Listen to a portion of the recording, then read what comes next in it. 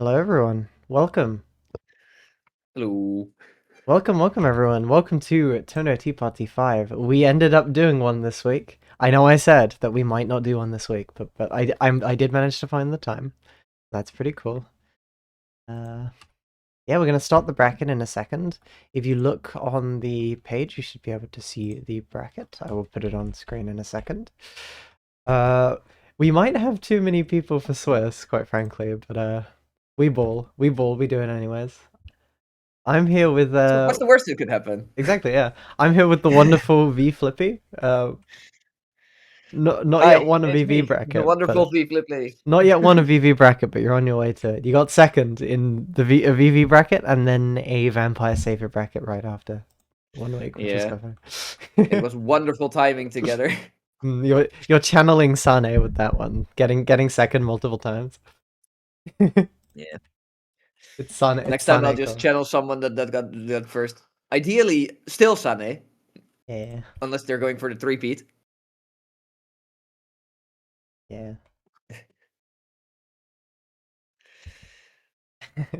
There's some who's who's who's here. I'm looking around right now. I'm trying to see who we should stream for the first one. Uh, Let's see who would be fun to stream, like you hold said. on, let me pull up the bracket for everyone on the stream. Hello, everyone. Welcome. I think it might be fun to stream. I'm gonna speed run into it. Let's watch Tanuki versus Wilku. I don't know who Wilku is. I'm kind of interested. I don't think I've played against them I don't think either, I've played against but them either. Are they in the Discord? I didn't double check if people were in the Discord. oh, that will be fun too. Hmm. I usually do that. I usually right before go, right, I'm gonna check who's in the Discord and who's not, but I didn't this time. If you can't find the person you're playing against, please look in Redcord. Most people are in Redcord if you can't find them. Ah, Yeah. that is. Oh, I accidentally refreshed the bracket. Is this a server that promoted via Redcord, or is that just where most new beginners come first? I promoted a decent amount in Redcord. I post about pretty much every bracket we do there, and I'm like the only person to post in Redcord at all. Fair. It's me and Homer. It's me and Homer. Hold on. I think we're gonna go straight into it then. If there's any kind of issues, just at the staff role and let people know. But yeah, if you're not familiar with Swiss, it's like a points-based system where no matter what, you'll play 6 rounds of games. I think it's uneven, so I don't think everyone will play every single round, just because not everyone would be able to pair up with someone. Yeah, I assume it's going to be 5 rounds basically, and then some people will just have their empty rounds. Yeah, it happens. The point system compensates for that. We're gonna do like 6 rounds, and then the top four are gonna be moved into a double elimination bracket. So we're gonna have a special segment for top four at the end. But yeah, we're gonna get straight into it. Yep. I don't know who's on who's on which side. This is always the hard bit with CC Caster is the side it tells you people are on is usually wrong. I mean, we know that Tanuki plays the Kohaku, right? So unless it's a mirror match, we can guesstimate. Mirror match, that'd be fun. It seems like they're playing H-Ryogi Wilke. Ah, that's gonna be fun. Ryogi is like this game's how do I she's so cool, I gotta play her, where a lot of people just gravitate towards her, and then there's like a bunch of like really hard stuff that's just hard because, and then like essentially they either switch character, a lot of people either switch characters or move away from Melty. Just because it is so cool to catch the knife in midair, but it's so awful to drop your combo because you didn't catch the knife in midair, and then you're just like half a character. The combos are hard, and the character has quite defined weaknesses in a meta where most people play like upper mid tier, high tier characters. I think. I think most of the characters you see are in that kind of like area. I mean, in general, it is hard to pick a low tier in Melty just because there's 3 moons per character. So if you're just picking for your, oh my god, I am a really big fan of, let's say Ryogi as the example.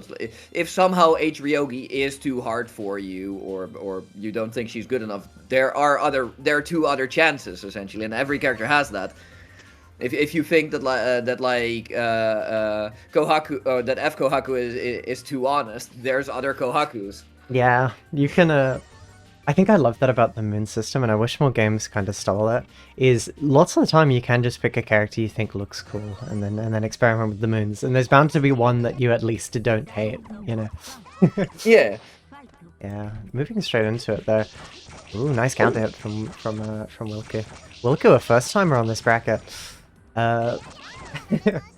They are very much, they missed the tech chase there, but so far it does look like they are ready to essentially just stand outside of range and let Tanuki kinda hang themselves, and then just punish it with like pretty clean, not the optimal combo probably, because like I think most optimal combos have multiple knife loop throws in them and they're not going for that, which I think is the smart thing to do, because it is again really hard, and like they've mostly not had to rely on a knife, which is also nice, because yeah, it taking the first camp. I'm surprised Wilku's doing so well going into this bracket, because Tanuki's quite a strong player, but I think one of her weaknesses is just that she struggles with matchups she's not already played before. She takes a bit of time to adapt, and especially now that we've switched the format to first to 2, this might be a problem. Nice roll from Tanuki, getting out of the corner but not getting the conversion that they probably wanted off of that jab. Just a bit out of range for Wilku. Some kind of awkward like pressure and defense going on right there. Bursting out. not covering the auto burst. Yeah, H bunker into auto burst. Honestly, covering auto burst on the ground can be decently tricky if you're not used to it. Rolls out of corner again and finds a hit this time. Very, very low health though, and yeah, Wilku just pressing a button up out of air tech. And unfortunate lack of conversions so far from Tanuki. I think the main strength from Wilku is just like how consistent the block string is, and Tanuki just kind of gives the hit up to either a mix or just an attempt to try and get out at some point. Yeah. And then Wilku has not been similarly kind to Tanuki, where it's just like, okay, I'm just gonna. They are very much more calm on defense. Yeah, outside of the auto burst.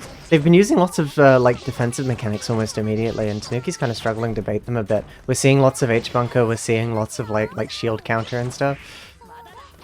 Just a tiny bit of waiting could give Tanuki a lot of edge there, but I think she's when she finds the opening, she's trying to take advantage of them. Some nice pressure from Wilku here, catching the knife. Fumbles a bit on the pressure, just a bit too spaced out for the hit they wanted and getting punished for it, but Tanuki puts herself back in the corner. Oh no. So one of the things that is nice for Tanuki, or that could be nice for Tanuki, is that a lot of the, and this is true for all Ryogis, a lot of their pressure essentially comes from like a very spaced but not that advantageous Rekka. I believe, top of my head, it's like -6 or something like that, but it's like really spaced out, and most characters just kind of have to hold that. Yeah. Kohaku's 2C is big enough that she doesn't have to hold that whatsoever. Yeah, her sweep is giant. Tanuki loves using that on defense, but I think she's playing a bit careful because she's not super used to the character's pressure. Baits the shield there. It is only specifically good for versus the Rekka, which is also why when Wilku is on offense, do tend to see just the more standard ABC and the H-Moon auto combo more so than the Rekka. Yeah. And the Rekka mostly just comes out on hit for a quick conversion like that. That's the second reversal throw we've seen from Tanuki. Tanuki's kind of getting the game plan started in quite a dire situation. This is set point for Wilku, but Tanuki doing some mix there. A bit too late for that to be safe, but yeah, Plant's back on screen. This could still be the comeback story. It's looking to. We are seeing a bit more knives now as well.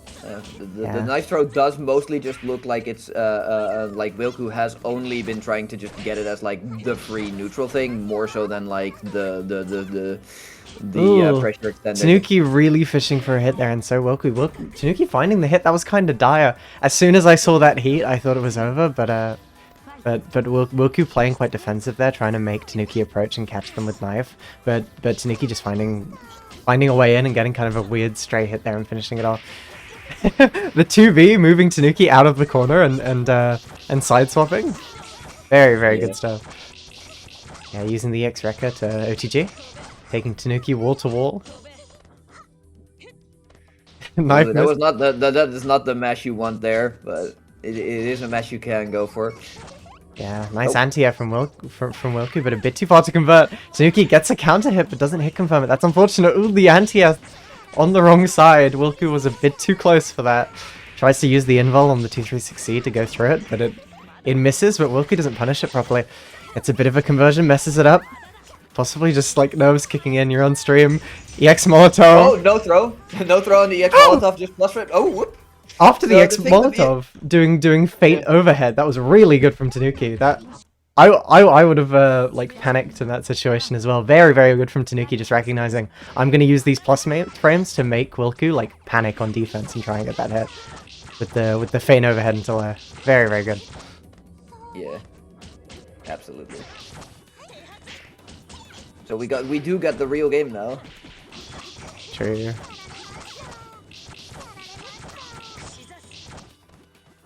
Yeah, just some pressure going on. A bit of a weird like anti-air into jumping button trade right there. Ooh, counter-hitting the extended hurtbox on the JB there. Using both of these characters have quite giant buttons. We're gonna see like some more like button matchups, I suppose is the best way to put it, where both players just swing into each other and see what manages to get hit. Nice backdash from Wilku, but kind of gets punished for pressing there. Bit of a counter hit afterwards. Some very strange pressure going on. Wilku finding a jump out of corner, but not getting the hit.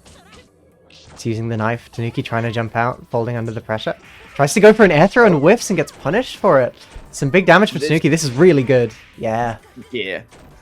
Nice. This could have been a very lazy round extension, but the Oki just ended up working as well. Yeah, true. That was very good from Tanuki. Tanuki taking it from Wilku's set point with Tanuki having 0 games on the board to set point in Tanuki's favor. We might get the reverse 2-0 here. Reversal throw again. That's a guilty gearism. Tanuki kind of catching on to the fact that Wilku's been going for lots of those like wake up options, like wake up bunker or wake up shield, and trying to bait it with a jump there. Possibly a bit of a risky way to bait it, but I don't think H-Ryogi has particularly good anti-airs. I mean, anti-airing in general, especially against like some of Kohaku's buttons, most notably her JC, can be finicky in general just because of how much air options you essentially have. Like here as well, Wilku tried doing a thing which is a common good anti-air essentially, where it's just like trying to stand shield to stuff the anti-air, but because you can partial charge JC, it essentially just went past the time. And H-Moon specifically is not allowed to hold their shield, so it's just like, okay, you didn't time it correctly because the timing got messed up and it doesn't work. And a lot of anti-airs are kind of like that against the Kohaku JC, because you can charge it. It's just like, yeah, the hurtbox isn't there yet. Yeah, the hurtbox isn't there yet. Oh, I noticed you've missed your button. Here's my hurtbox. Take the hitbox too. Yeah. I think that's the thing about Tanuki that I was mentioning as well, is like she struggles when she doesn't know the matchup, but towards the end there she was a lot more confident. At the start we saw lots of that just blocking, trying to like gauge, like trying to gauge the H-Ryogi buttons, and then towards the end we saw a lot more of the we saw her get a lot more comfortable and then kind of like bring it back in a very impressive way.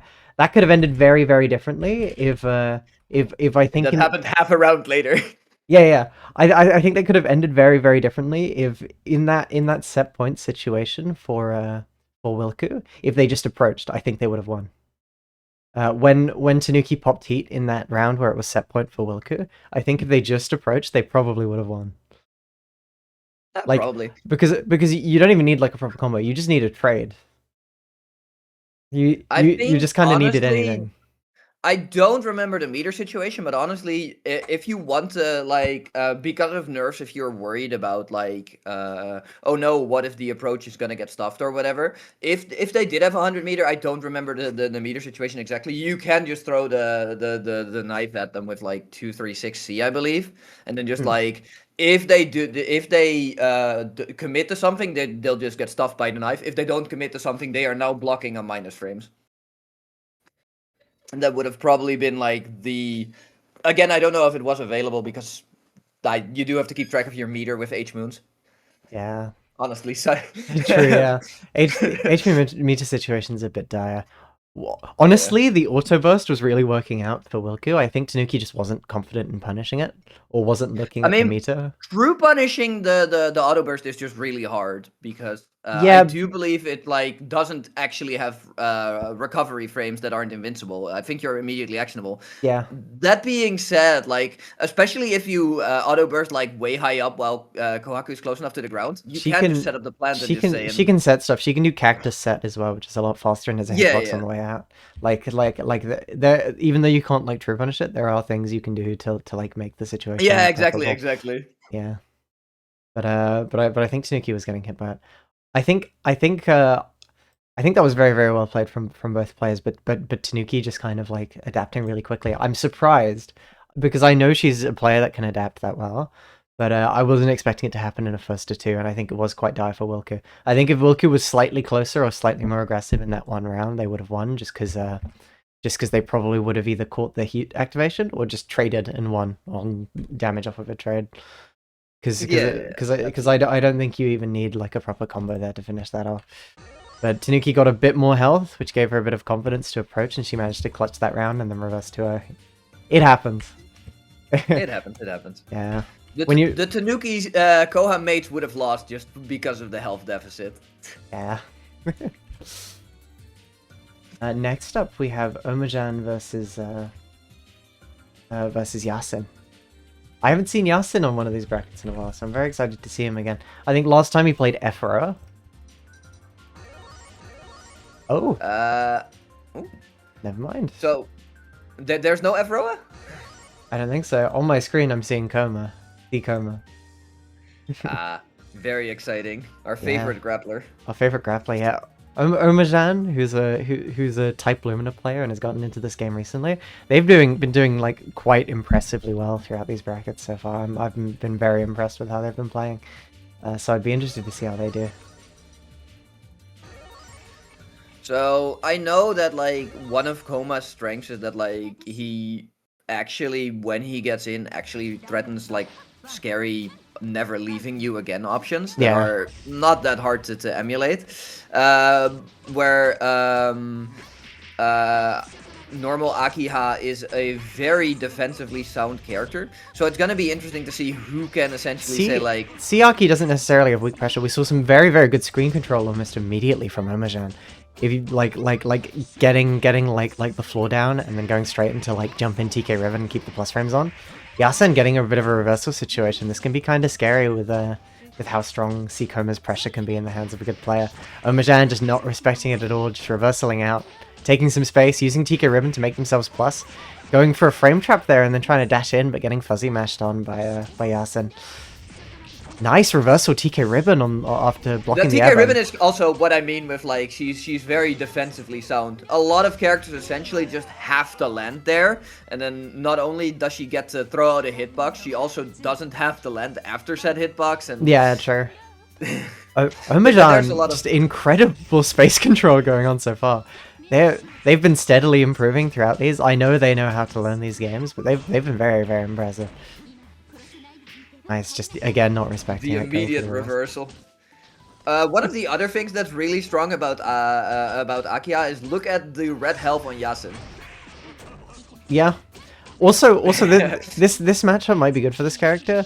No, not just because of her tools, like Ribbon being quite good at like keeping people away and stuff, but also just because she has the health to make kind of gambles against Koma. She can take the throw a good couple times. Because I think Siaki's the highest health character in the game. I do believe that it is an Akiha. I don't know if it's all the Akihas or specifically. I think it's her health pool is pretty big. Yeah. Yeah, I think it's CNF Aki, if I remember correctly. Okay. Either way, she is definitely up there. All of the Akis are definitely up there. Yeah, some nice stagger pressure from Yasin, just finding a hit there. I don't know if they can finish it off here. Probably if they spend meter, but just messes up the combo. That's unfortunate. Ah, nice. Yeah. Manages to find the that could have definitely been like a C kick just to stack on the damage, and now it did definitely Yeah, you can just do BC and then just like end with like pretty much any EX special and finish it off there. But I am actually surprised we haven't seen the kick yet. It's just free plus frames. Well, free. It costs 100, but yeah, it's a C-room, so. I'm people in chat and also me seem surprised to see Yasin on Seacoma. This might be a new pick, and because of that, lots of this like especially whiffing that combo there might have just been unfamiliarity with the character, still learning their tools. So they might not have fully explored things like some of his special moves and stuff, just because they're still getting an understanding of lots of the character's tools. That I feel like that's quite common when people switch characters, is you just don't have a full understanding of their tools and kit yet. So you stick with the specials that are immediately understandable or that you have a strong understanding of, and then you work in the other one. It's a nice That's entirely fair. Catching him with the thing there. 2 counter hits in a row. Yasin did not want to block after getting hit by that. Possibly trying to reduce and getting counter hit afterwards. Yeah, just keeping Yasin in the corner. Kind of scrambly cross-up situation, but Omajan not taking the game. OTG pickup? I was expecting just run up any kind of button whatsoever. I think you can EX DP as well. Yeah. Ooh. Oh. Bit of awkward landing on it. Bit of a gamble, but yeah. Bit of a weird choice to air tech there and get like air tech straight into an air tech into another air to air, but manages to find a way out. Very nice from Omajan, 1 on the board so far. Yeah, I'm very surprised Yasin's doing so good on this character already. We haven't really seen much grappler pressure. I think that's probably the weakest bit of Yasin's game plan I've seen so far. Is they ran some frame traps, but they kind of pushed themselves out a bit too much to run anything further. For what it is worth, we have not seen Omajan staying in the corner very long. A lot of the defensive options when they get slammed into the corner are immediately like trying to either reversal out or fly away. And one of the things with Akiha's reversal is it moves her forward, which means she's no longer in the corner. And the scariest strike throw Koma has is corner based, of course. So, yeah. Omajan getting some health back with the reversal command grab there. Always scary as hell. Ooh, getting air counter hit. This should be, Yeah, nice for Yasin. Yasin down but never out. Omajan is just very effectively putting up like a wall. And I think it's kind of frustrating, so every time Yasin gets in, they want to run pressure. And Omajan, knowing that it's kind of frustrating to fight, like, to try and get in against this, every time Yasin does get in, just immediate reversal. Yeah. It seems to be working, though, but, I mean, it's a new character. How high are the odds that your pressure is safe? Yeah, lots of jumping and fuzzy jumping from Omajan. Very, very good. Kind of understanding how to play against a character like this. Again, immediate reversal, not letting Yasin have any pressure. No pressure for Yasin today. It goes for the TK ribbon reset, but Yasin immediately jumps out. I think the real grappler pressure was just run up, block. Yeah. The real pressure we needed. Omajan is not letting Yasin get any offense started. Yasin trying to find a hit. Manages to get an air counter hit there and bit of a combo to knock down in the corner. Immediate reversal again! Omajan does not want to block. Not today. Not today. That's safe jump? I told you. That's wild. It's wild that safe jumped. I think that is a slow reversal, but it's still wild that actually safe jumped. It is a very slow reversal, yeah.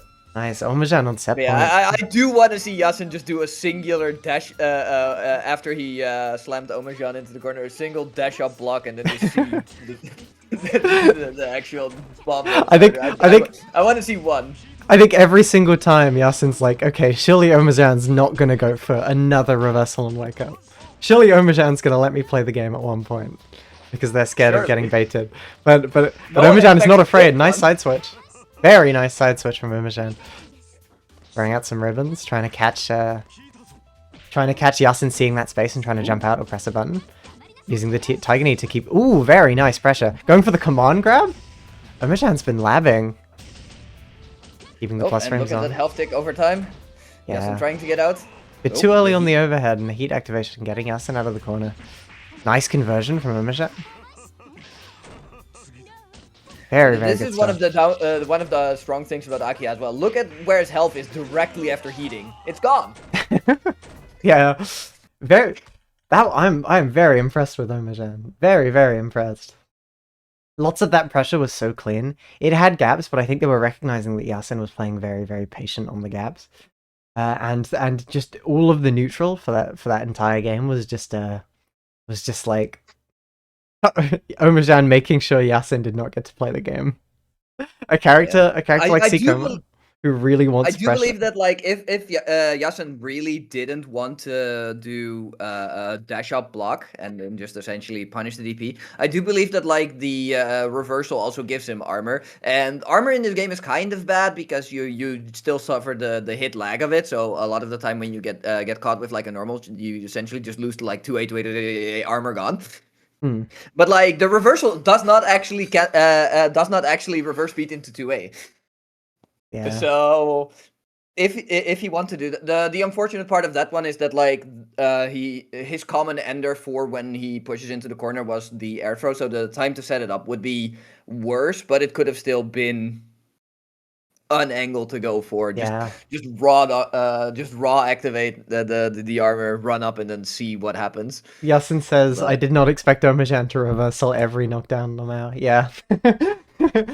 You're like, surely he won't do it again. And he just goes for it every single time.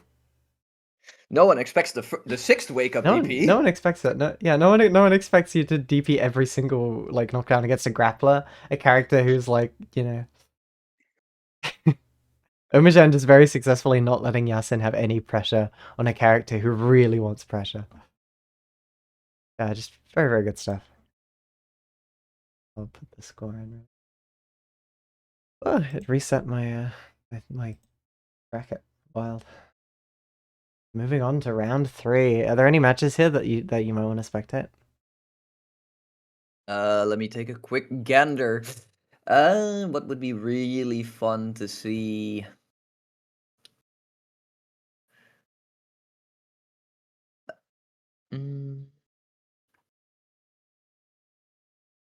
Yob says DP best option after all. True. coming we from a can't Nania argue player, with it that. must be true. It's got to be true. Inea versus Jesse might be interesting. I might take that. Oh yeah, that seems like a good one. Yeah. Yeah. Awesome. I think that might be interesting. I'm trying to avoid our top seeds and top seeds because I think we're going to see them later in the top 4 segment. But yeah, I just realized I didn't actually put the seeding numbers on the bracket. Yeah, so I just have to guess who is who. Yeah, I mean, if you've seen any of the things before, you fought people in the matchmaking thing of the Discord. You've probably seen most of the people who are the top seeds or high seeds. Probably, yeah. Yeah. Oh, someone's already prepping their coin flip game. I see in the chat. Oh damn. Did Panshoot join? No. Uh-oh. Yeah. With Jesse, I do feel that they have a similar thing to what we saw earlier with Omajan, where it's just like, I have been pressured. It is time for me to reversal out of the situation. The key difference being that Wark does not actually have a reversal.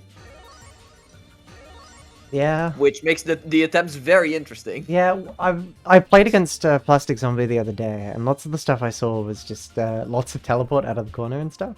They've been improving quite well. They've been learning a lot of pressure concepts recently. But against it, but I think Inea is like a player who has strong enough fundamentals that Plastic Zombie might potentially struggle here. But Inea has also been on a break for a couple of weeks. They came back just the other day after not having played in a while. So Plastic Zombies had a bit of time to like catch up. So I could see this going either way. I mean, Jesse has definitely made their own progress, like you mentioned before. I do remember the first time playing against them. It was just like, it is time for the Wheel of Fun, which is Wark's J2C, I believe.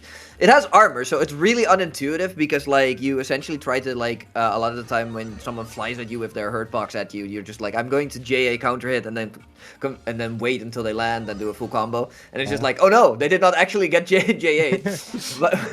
but like it is also just incredibly fine. Homie showing his support for Jesse in chat. Let's go. Nice, immediately getting a knockdown hit. Not much you can do at that distance with that ender on Seawalk, but just keeping some pressure on, keeping some space, trying to catch jump out options. I have no idea what happened there, but do you know anything about this character for Inia? I'm pretty sure Inia is a LTL player So typically. I don't know about the why the pick, but I have seen some HLN before. Very silly character. A lot of the she also has a lot of things where just because of certain hurt boxes and hit boxes, a lot of standard things don't really Yeah. entirely work. Both because she has like the next to the Nekos, the small hurt box, but also because, like, for example, her 5C hits directly behind her. Same with her J2C, where a lot of the time melty characters really struggle if you run under them, and Plastic Zombie is actually pretty solid at just trying to run under people and then just trying to, I believe, to 2B, I'm not entirely, but as their common button. We're seeing But at the lots of same time, we're seeing lots of like the zoning game going on with from Plastic Zombie. We're seeing lots of like jump ring, jump air dash back ring, jump double jump ring, just like controlling space and trying to make Inia do something to like force the interaction.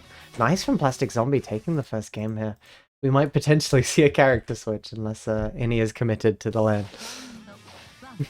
I am seeing from chat that like the commitment is real. So yeah, this is first to two, so not switching here is pretty much a commitment for the rest of the set unless they can find this next game. Nice stuff from Plastic Zombie. That was a good conversion with the jab.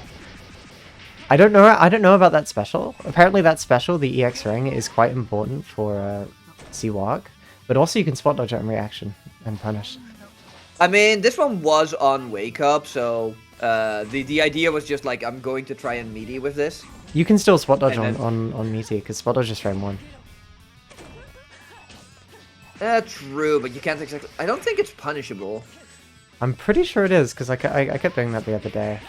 Maybe there's maybe there's like a second layer of tech that's missing from going for it, but yeah, again, just you can do stuff like shield there and shield bunker and stuff because there's a gap between the hits, if I remember correctly.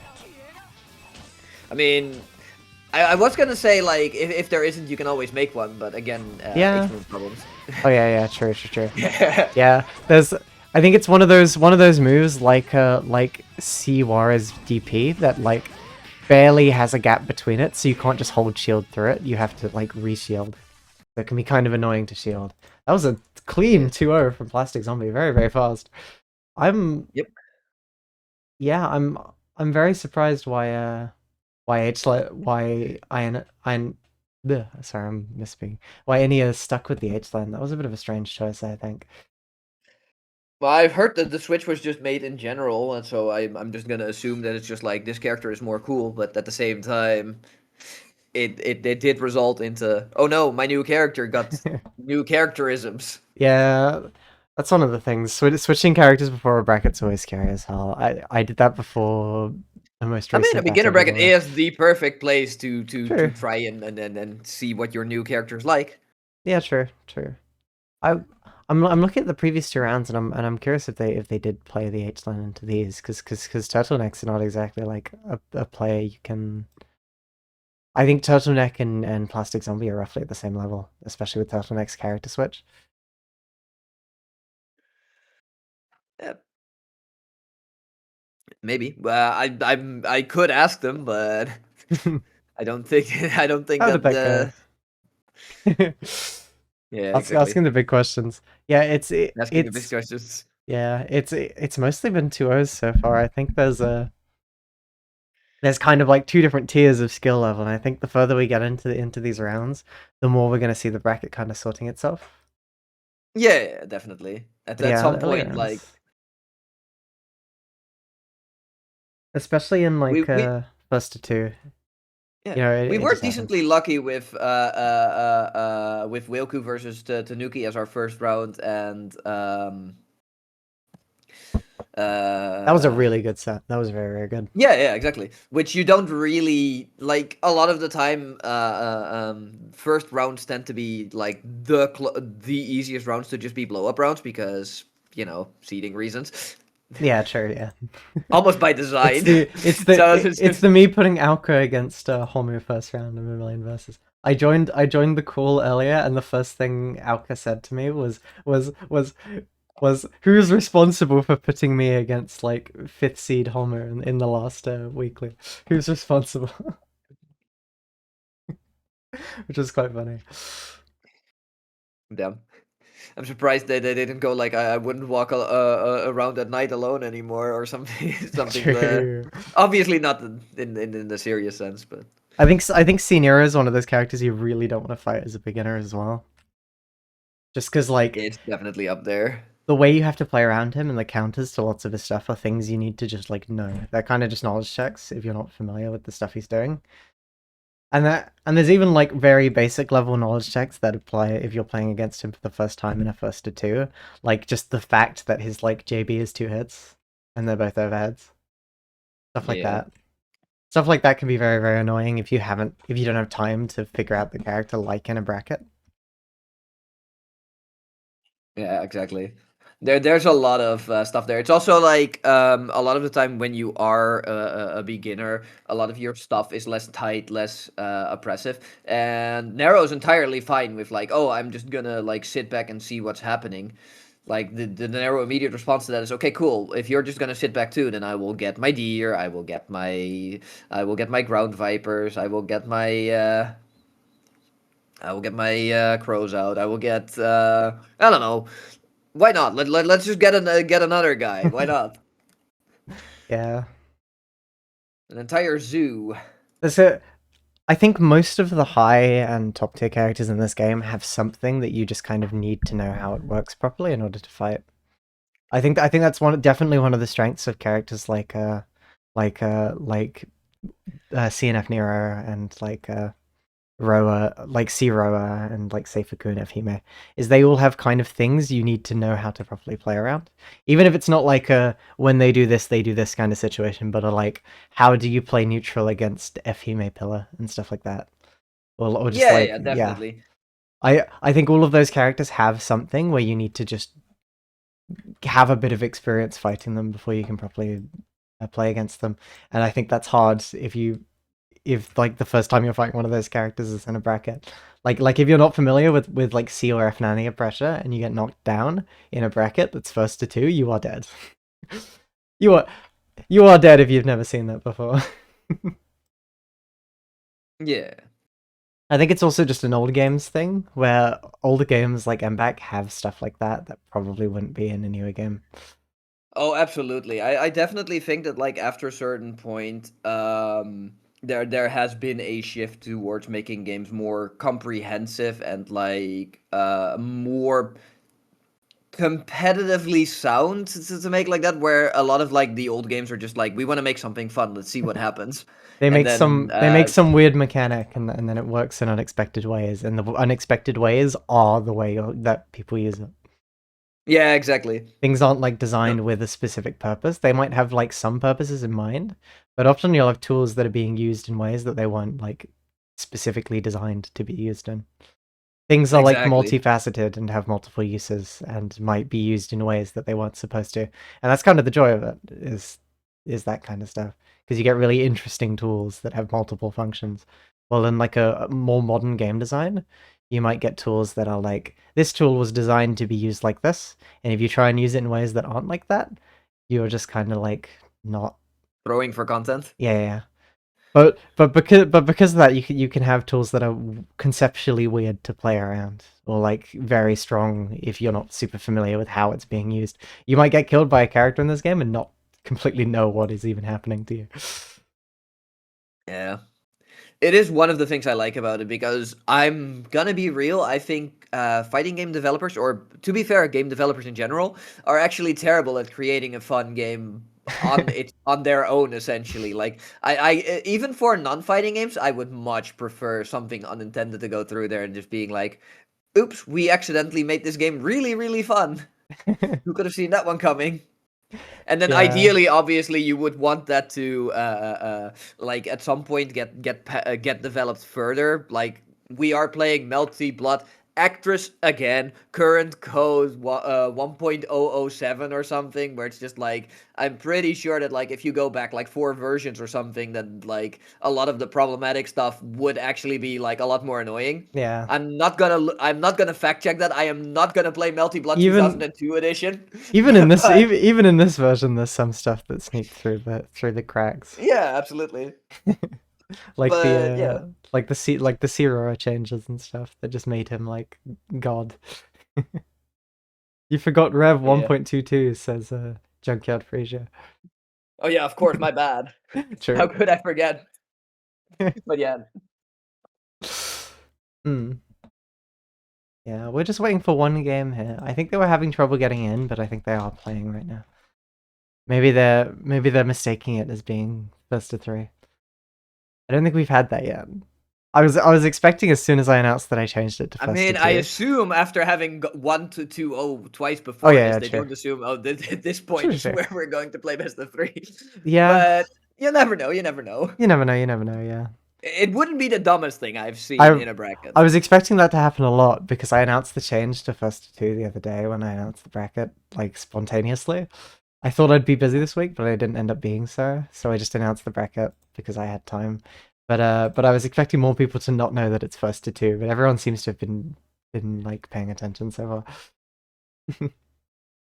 Yeah, very nice. Usually the problems with that stuff happens in round 1 anyway. Yeah, So it usually is, yeah. Most connections, it's one of the problems with Swiss is like in a double elimination bracket, you typically have most of the problems round 1 because everyone plays round 1 at the same time, and then all the other ones are like staggered and people get eliminated. But in Swiss, obviously every round is as big as round 1, every single one. So you can run into issues where it's like you round 3 suddenly 3 different people are having trouble connecting for some reason or having like latency issues. yeah. which can be very which can be We can't just all the coin toss the coin toss meta will just come in any round. It's true. I only have 3 coins in my pocket. We can't all coin flip at the same time.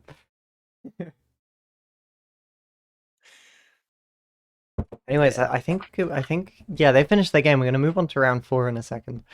Jazz is doing incredibly well so far. I think they've won 2 of their sets 2-0, and the one they lost was against Jesse. But Very cool.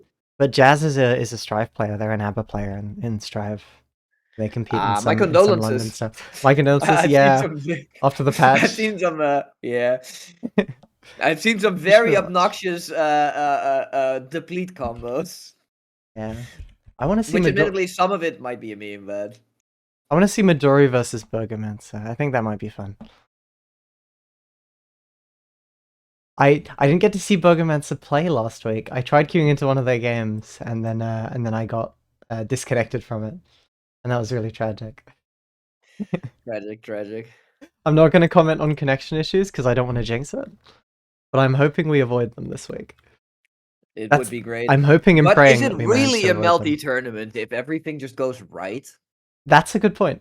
It's part of running these brackets that everything's like fucked up and something breaks. And the one bracket that went the smoothest was the one that ended up crashing my entire computer twice in grand finals. No, here's the thing. What would you rather have? No connection issues or your computer? Yeah, true. We're seeing some trademarked Labran connection in bracket chat right Ah. now. Right. Uh-oh. Uh-oh.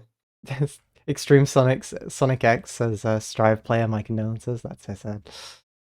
I mean, they're not wrong. I'm not, depending on how okay y'all are with it, I am entirely down to hate on that game openly. To be fair, I think the most recent patch looks really, really good from what I've seen. I stayed up to see it, and I was very surprised with the fact that they're actually like nerfing everyone, toning down the game, and making it like more interesting and less like you hit someone once and then win the game instantly because you spend meter to take them to wall, and then you break wall, and then you have positive, and positive is infinite meter. And when you have infinite meter, you run a 50-50, you know. Yeah. I think we're going to The see a lot less of overpaid that, and that reviews. makes me very, very happy. I'm just super surprised that the new Wild Assault replacement isn't a hard knockdown on wall break, because its entire purpose is to break the wall. I would assume it would break the wall in the way you would want to break it. But, eh. Now, this might be slightly confusing to watch, because it's an F lane versus an H lane. Oh no. Oh no. Oh no. I think we've had Midori on stream. We've had Midori on stream a couple times, and they've been like gradually improving. Midori, I think, is a Grand Blue player first, and is a very, very good Grand Blue player. And but they also play quite a few games. They play I think they've been playing a lot of BBCF recently. Some Blazer Blue and stuff like that. This might be very interesting to watch. I think they both want color 1. This might be a problem. It's a stare down. Have them on similar color. Okay. Okay. Okay, so one of the things that you have to accept as like as a LAN player is at some point, instead of color 1, the color you want is specifically I want to say it's color 32, but I'm not actually sure. I will double check real quick. Is it 32? It's not 32. The color you actually want is 24. My bad. Ooh. And which is default white LAN color. They're playing on Through the Looking Glass. This is a fun stage. This is a fun stage for Len because Len's in such a wonderful looking coat that I really want. It's low-key wintry. The coat dress. Yeah. It is pretty wintry. The ice the Dorito can also, it also has the right color. Yeah, I don't know much about F-LAN. I've seen a lot of H-LAN because H-LAN's by far the best and most popular version. So do you see the funny triangle? Yeah. Okay, the triangle on its own does nothing until they get activated to move forward like they did just now. That's really cool. Until you slam them into it. If you slam them into it, it detonates and you just essentially get a combo extension. There's a lot of meme combos essentially where Len essentially just sets up a bunch of those things together and just goes for a big bombo. Other than that, they are just a reflector, where where projectiles don't go through them. So they are very great at like forcing the opponent to instead like just jump at you or something, or and for combos. But they are not very big screen pollution like say Auko orbs would be, or anything Nero does. Or they are just there for cool combos and to stop the opponent from shooting back.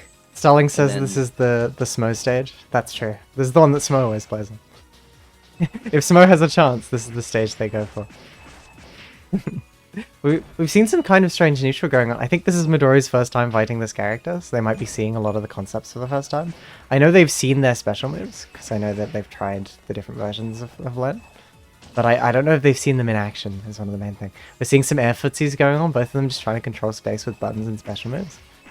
Midori kind of panicking there. I think they were expecting an activation from Bergamancer. So one of the things with Len as well is that, again, she is really, really tiny in the air. So a lot of the time when you're trying to swat them, even with Len herself, it's just like, how, where, why are you? Yeah. Midori's playing very, very patient neutral here, just trying to find a hit. Very nice counter hit from Midori. But, oh yeah, absolutely. This game is very unlikely to make. Oh, never mind. I was gonna say it's very unlikely to make it to the KO, and then immediately just like the actual first combo of the past minutes. That wasn't into like immediately proving me wrong. That wasn't a very flashy game. Both of them were playing like very reserved, especially in neutral. Both of them were mostly opting to like forward jump to control space and then just wait. Nice immediate counter hit from Midori, but doesn't manage to get the conversion. Kind of weird trade, but I don't think either of them could have picked up there. Maybe if they spent some meter, but it might be too early to do that. Bergamancer trying to control some space, gets the hit, but I think it sends them in the wrong direction than they were expecting. Into the knockdown. Oh, missed cat throw. Trying to control some space here. There's lots of big gaps being left. Midori could have fuzzy jumped out, but manages to find the anti-air hit that they probably wanted. Putting Bergamancer back in the corner. Nice combo from Midori. Going for a bit of a setup, but a bit too early. it can be kind of tricky to do Oki setups like that, just because characters have variable get-up timings in this game. Yeah, I am very happy that my setup just kind of auto times. It's Yeah, great. Don't have to think about it too hard. true. Midori's already on set point here. This is very, very impressive stuff. Especially since it's like unflashy gameplay, but it's very solid. Midori just like controlling space, waiting for their turn to like try and make a push, trying to find like an air counter hit or something. We saw some very good like anti-airs using the like ice spike. Yeah. And So we're seeing quite good movement from Midori with ice spikes as well, especially with the Tiger Knee ice spike. Which, much like the Siaki hair ribbon we saw earlier, you can keep your momentum if you when you Tiger Knee into it. You can also air stall like that. Bit of OTG damage from Burgomancer. Burgomancer's got the pressure, but they're doing some kind of like very staggered buttons here. Yeah, Midori just waiting, just standing there waiting, getting the shield on the jump in. Burgomancer needs to mix up lots of their pressure options a lot more, I think. But it might also just be character unfamiliarity. I'm pretty sure Burgomancer is typically an outcode player, an F outcode player. But yeah, Midori just taking it. In very clean, not very flashy, but just very solid, neutral gameplay. Very, very well done. yes, the way no one wants to see it, but the player True. itself, because they are very happy about it. Exactly, Just yeah. like, oh yes, consistent, concise, nothing went wrong. And then the viewers True. are just sitting here like, we just watched 3 minutes of nothing happening. Oh, we watched 3 minutes of like forward jump and the occasional fireball. Yeah. It is nice if Yeah, you're yeah. into it. It really is. It's really Just nice. from a spectacle perspective, It's really nice as a player, because as a player, when you play like that and you win, that's a very consistent play style that will get you wins. Like if you just play games with very solid patient neutral and you find your hits and you don't really like take many risks and you win, that's like amazing, because then when you're playing against players where you need to, you can add the risks on top of like just very strong fundamental gameplay. You know, that's the yeah. way you want to win, because that means that like, oh, I can still have a very strong gameplay while playing like safe and pretty reserved. I don't need to take the risks. So when I do, it's like an additive thing, rather than like, if I'm not taking risks, my game plan falls apart and I can't win anything, which is very volatile and will and is the kind of playstyle that, depending on the person you fight, might be super effective or like completely useless. Yes. Yeah. How's round 4 going then? A lot more 2-0s. We're seeing more 2-1s, which I think is just the bracket sorting itself. Jazz has been doing incredibly well. Different Jazz to the one we saw last week. This Jazz has a single Z. But they picked up MBAACC the other day, and they've been doing incredibly well so far. Eggroll has been doing pretty decently, beating Inia. But I think Inia has committed fully to the H lane. Yep. I hope it works out for them very well. Yeah. I'm gonna take a look at the standings. I'm kind of curious. Our top 4 so far is Sane, Plastic Zombie, Tanuki, and Eggroll, but that will be subject to change depending on how these next 2 rounds go. Hold on, I'm gonna check that I set up the thing correctly.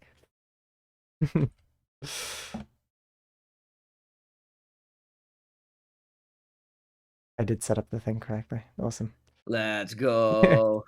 I was like, wait a minute, I'm not seeing the sign for like people advancing, but I think it's just too early for the bracket to declare that. But yeah, the way that that Swiss works is it gives you points depending on how many like games you win, not just sets. It also includes games and stuff, and it has this funny number here, which is supposed to be like a number that indicates how difficult your bracket run's been based on who you fought and who you've beat. So for example, if you win one game and lose 2 games, but the one you won was against a really good player who won against lots of other people, and the ones you lose were against also really good players, you will probably be above people who also won 1 but lost 2 against worse players who lost against more people or lost against like easier brackets and stuff.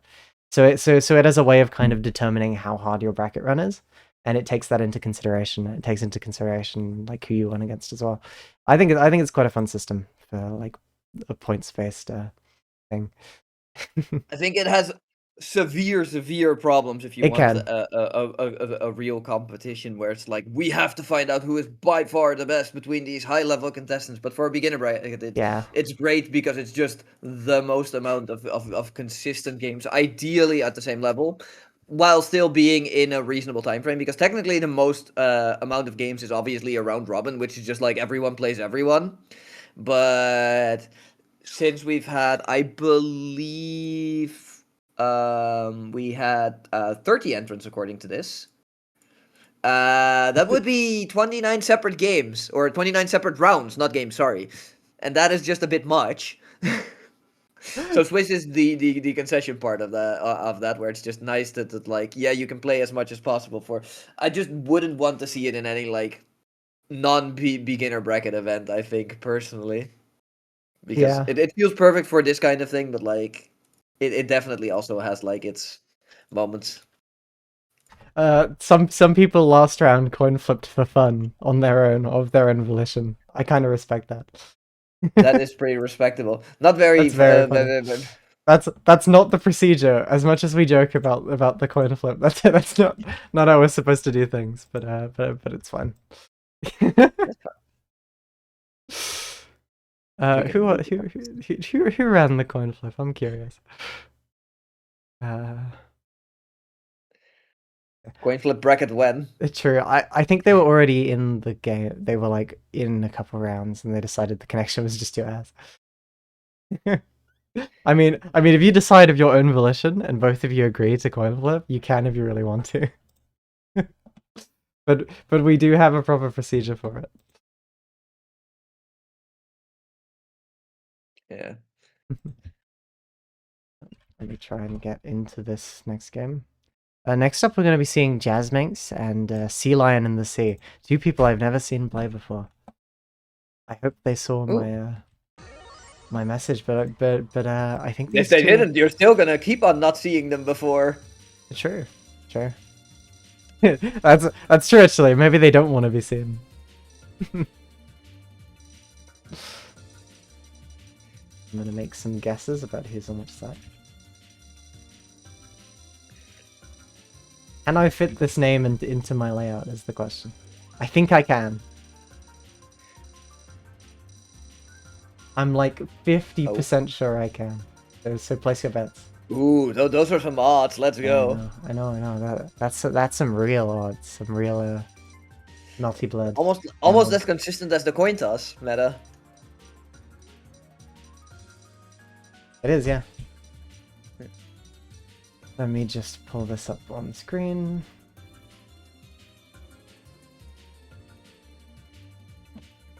Awesome. Oh no, it does not fit. That does not fit.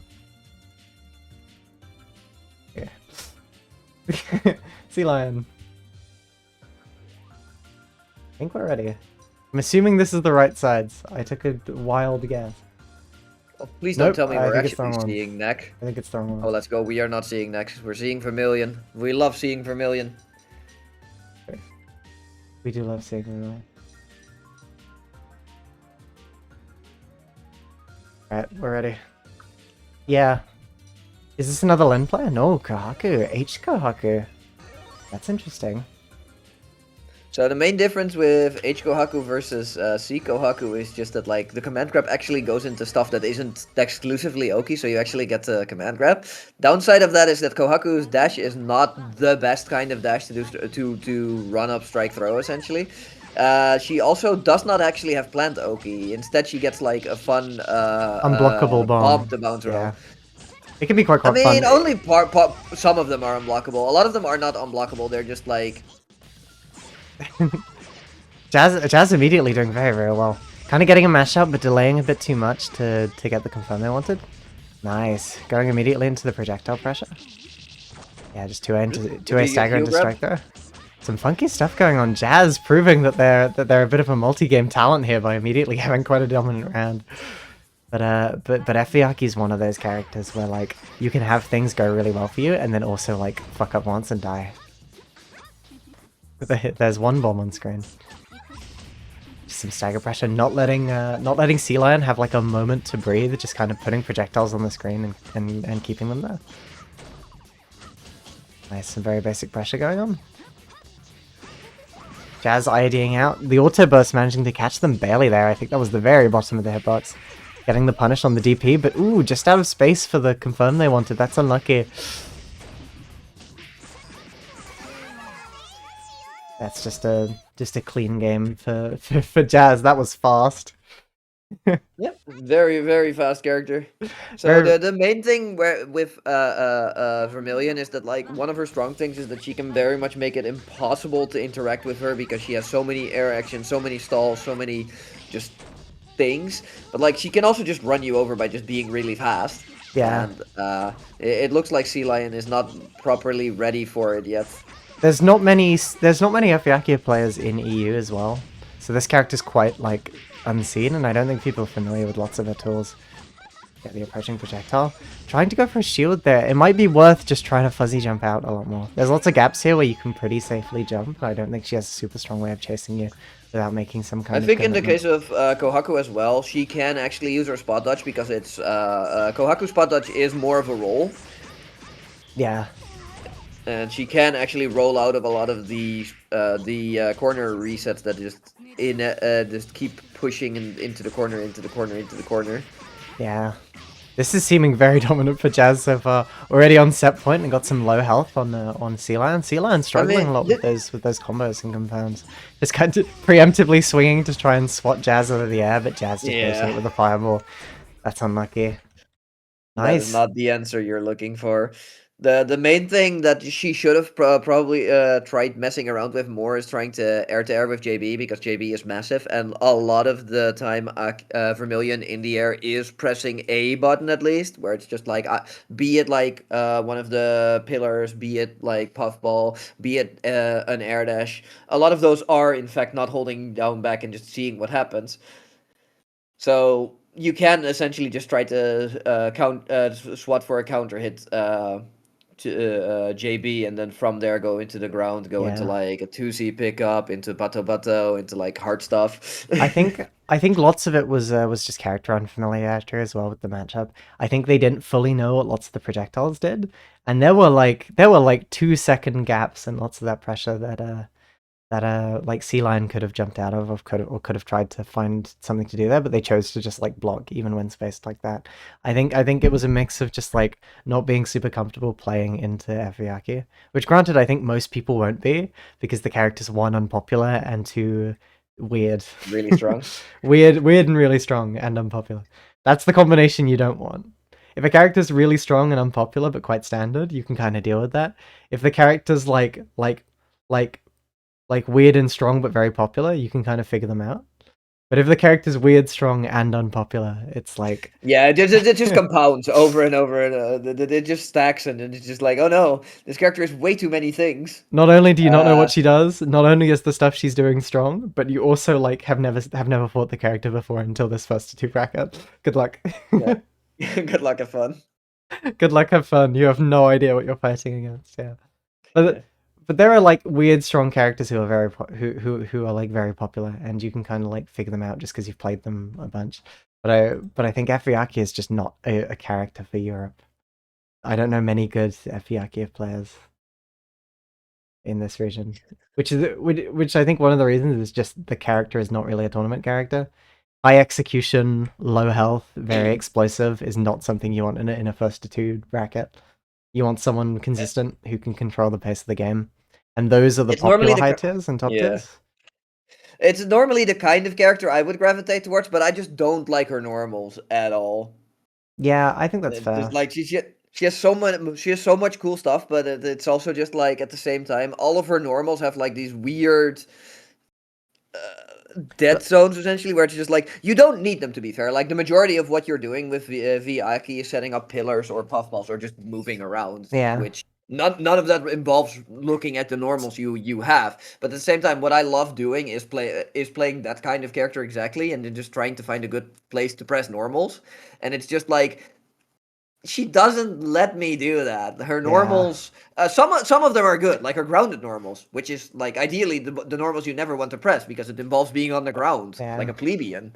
Starling says that we have a few good. There's Come Hard and Blob. Monga plays Siviaki, if I remember correctly. He doesn't play F. Yeah, because we saw his Siviaki in tournament like 2 weeks ago. Yob says MBAACC tournament, but we coin flip the winner. That was last. That was last Vermilion versus. Could consult the VOD from a couple of days ago. Oh, FVaki was his original main. Oh damn.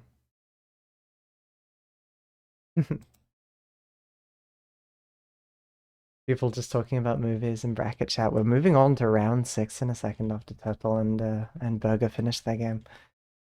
I'm interested. I currently the standings look like this. Sane getting another chance. If you don't know, Sane has come second in the past 2 brackets. He's getting gatekeeped by everyone, and it's very tragic.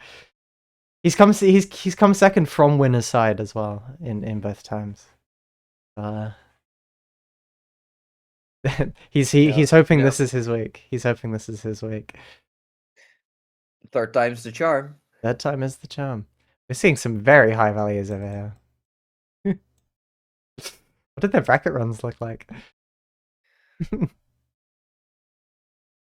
No, per oh yeah, Jessie's had quite a hard bracket run. She's done incredibly well. Like fighting Sane, winning against Sane, winning against Puro, who are 2 like top 4 seeds. Where else is it? They beat Inia on stream. Beat Burgermancer, and then also beat Jazz, who wasn't seeded very highly, but has had like a pretty incredible run so far. Who do you want to see in round 6? Who are we thinking?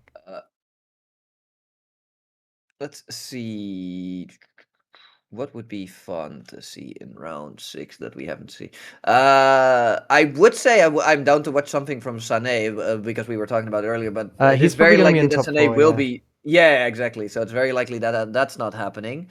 I think who haven't we seen Lemol yet? versus Eggroll, we could do that. That's sure. Let's do that. Yeah, I don't think we've seen either of them. Right.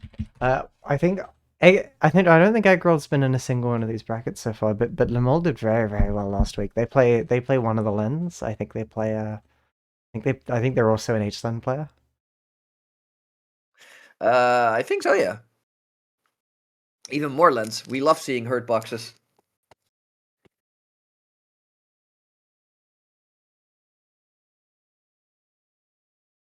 Yeah. Wait, there's a lot of lens in this bracket. I was surprised to see an F-Len as well. F-Len seems really, really, really cool. I can't lie. She does seem really fun to do setups with. Yeah. I feel that if you want to specifically both win and do setups, you're more likely looking at like Alco or Narrow, but they are different kinds of setup where the Narrow setup forces you to give up your movement because you're playing Narrow, and the Alco setup forces you to deal with negative edge. So for the people that don't want to deal with negative edge and don't want to deal with the Narrow stationary situation, it's definitely a fun pick. Which in a beginner bracket, negative edge is a lot more of a real argument for like, oh no, I don't. This seems too hard. In general, negative edge, I think, especially in French bred games, isn't too hard to learn. Yeah. But it is definitely a hurdle that Len does not have to deal with compared to the Auco. Yeah. I'm tempted to learn one of the lens one of these days. I think it might be fun.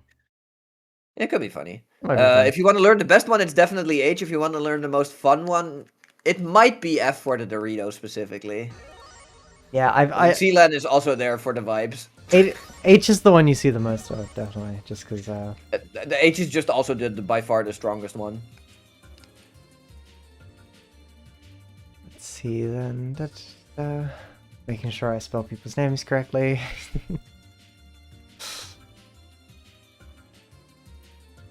Listen. Just round 6. Okay. That synced up incredibly fast. I'm suspicious now. Yeah. I'm suspicious that it just wasn't fast forwarding for some reason, but no, it's synced up.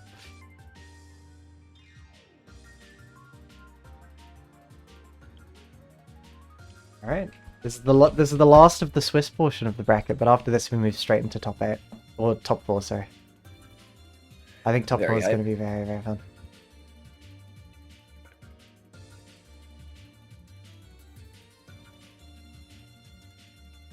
I might make a last second bracket change. Is that a messed up thing to do? Making a bracket change around this point in the bracket? Yep. Mayhaps. I just did it. I'm not gonna announce. Wait, am I seeing Neko? Oh no, I'm seeing. Oh my god, we're seeing Nak. Yeah, Eggroll plays weird characters. He was telling me off for playing an annoying character, and then he plays C-Nak, who's like bad and annoying, and doesn't let you do any fun shit. So the fun part about this for Lemuel is specifically that Len, against herself, it is really hard to hit her because she is both really small with really big hitboxes. Nak does not have the right big hitboxes. He is very likely to just get swatted out of the air and pretty much all of them are like negative disjoints. Like the hurtbox goes further than the hitbox, so you can just wait for him to swing and then just like counter poke most of his buns. You do not have to respect any of his actual like big normals at all. You can just like wait for him to throw them and then swing into them. Also being low health, it's just a character who you only need to hit like once or twice, and he has pretty bad defense. But he can be annoying as hell because you have to play against him in like a kind of specific way, and also if you're not super familiar with fighting him, you're gonna get like eye lasered and JC'd 700 times. He's annoying. No one likes fighting him. no one likes C-Nak players. I'm sorry, Eggroll. This character's annoying as hell.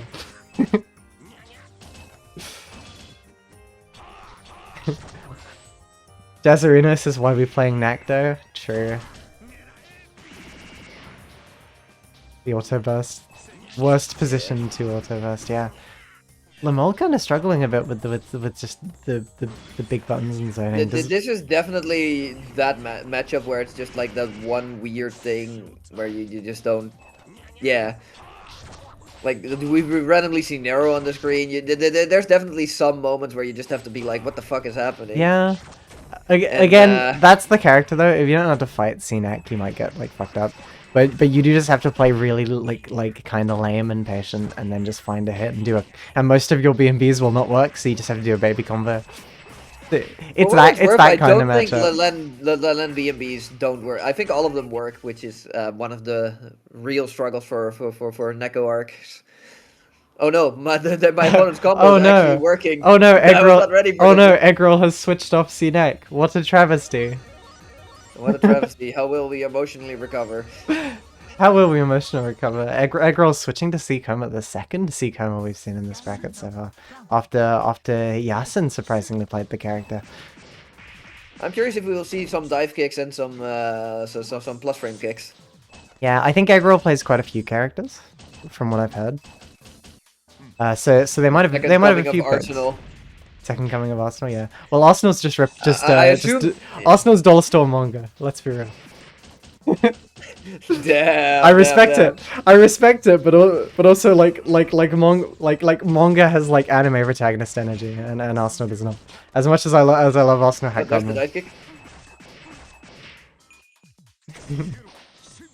You know, you can't replicate the manga aura. Not a single person has done it successfully. I mean, so far the coma is working out. Yeah, it does seem to be.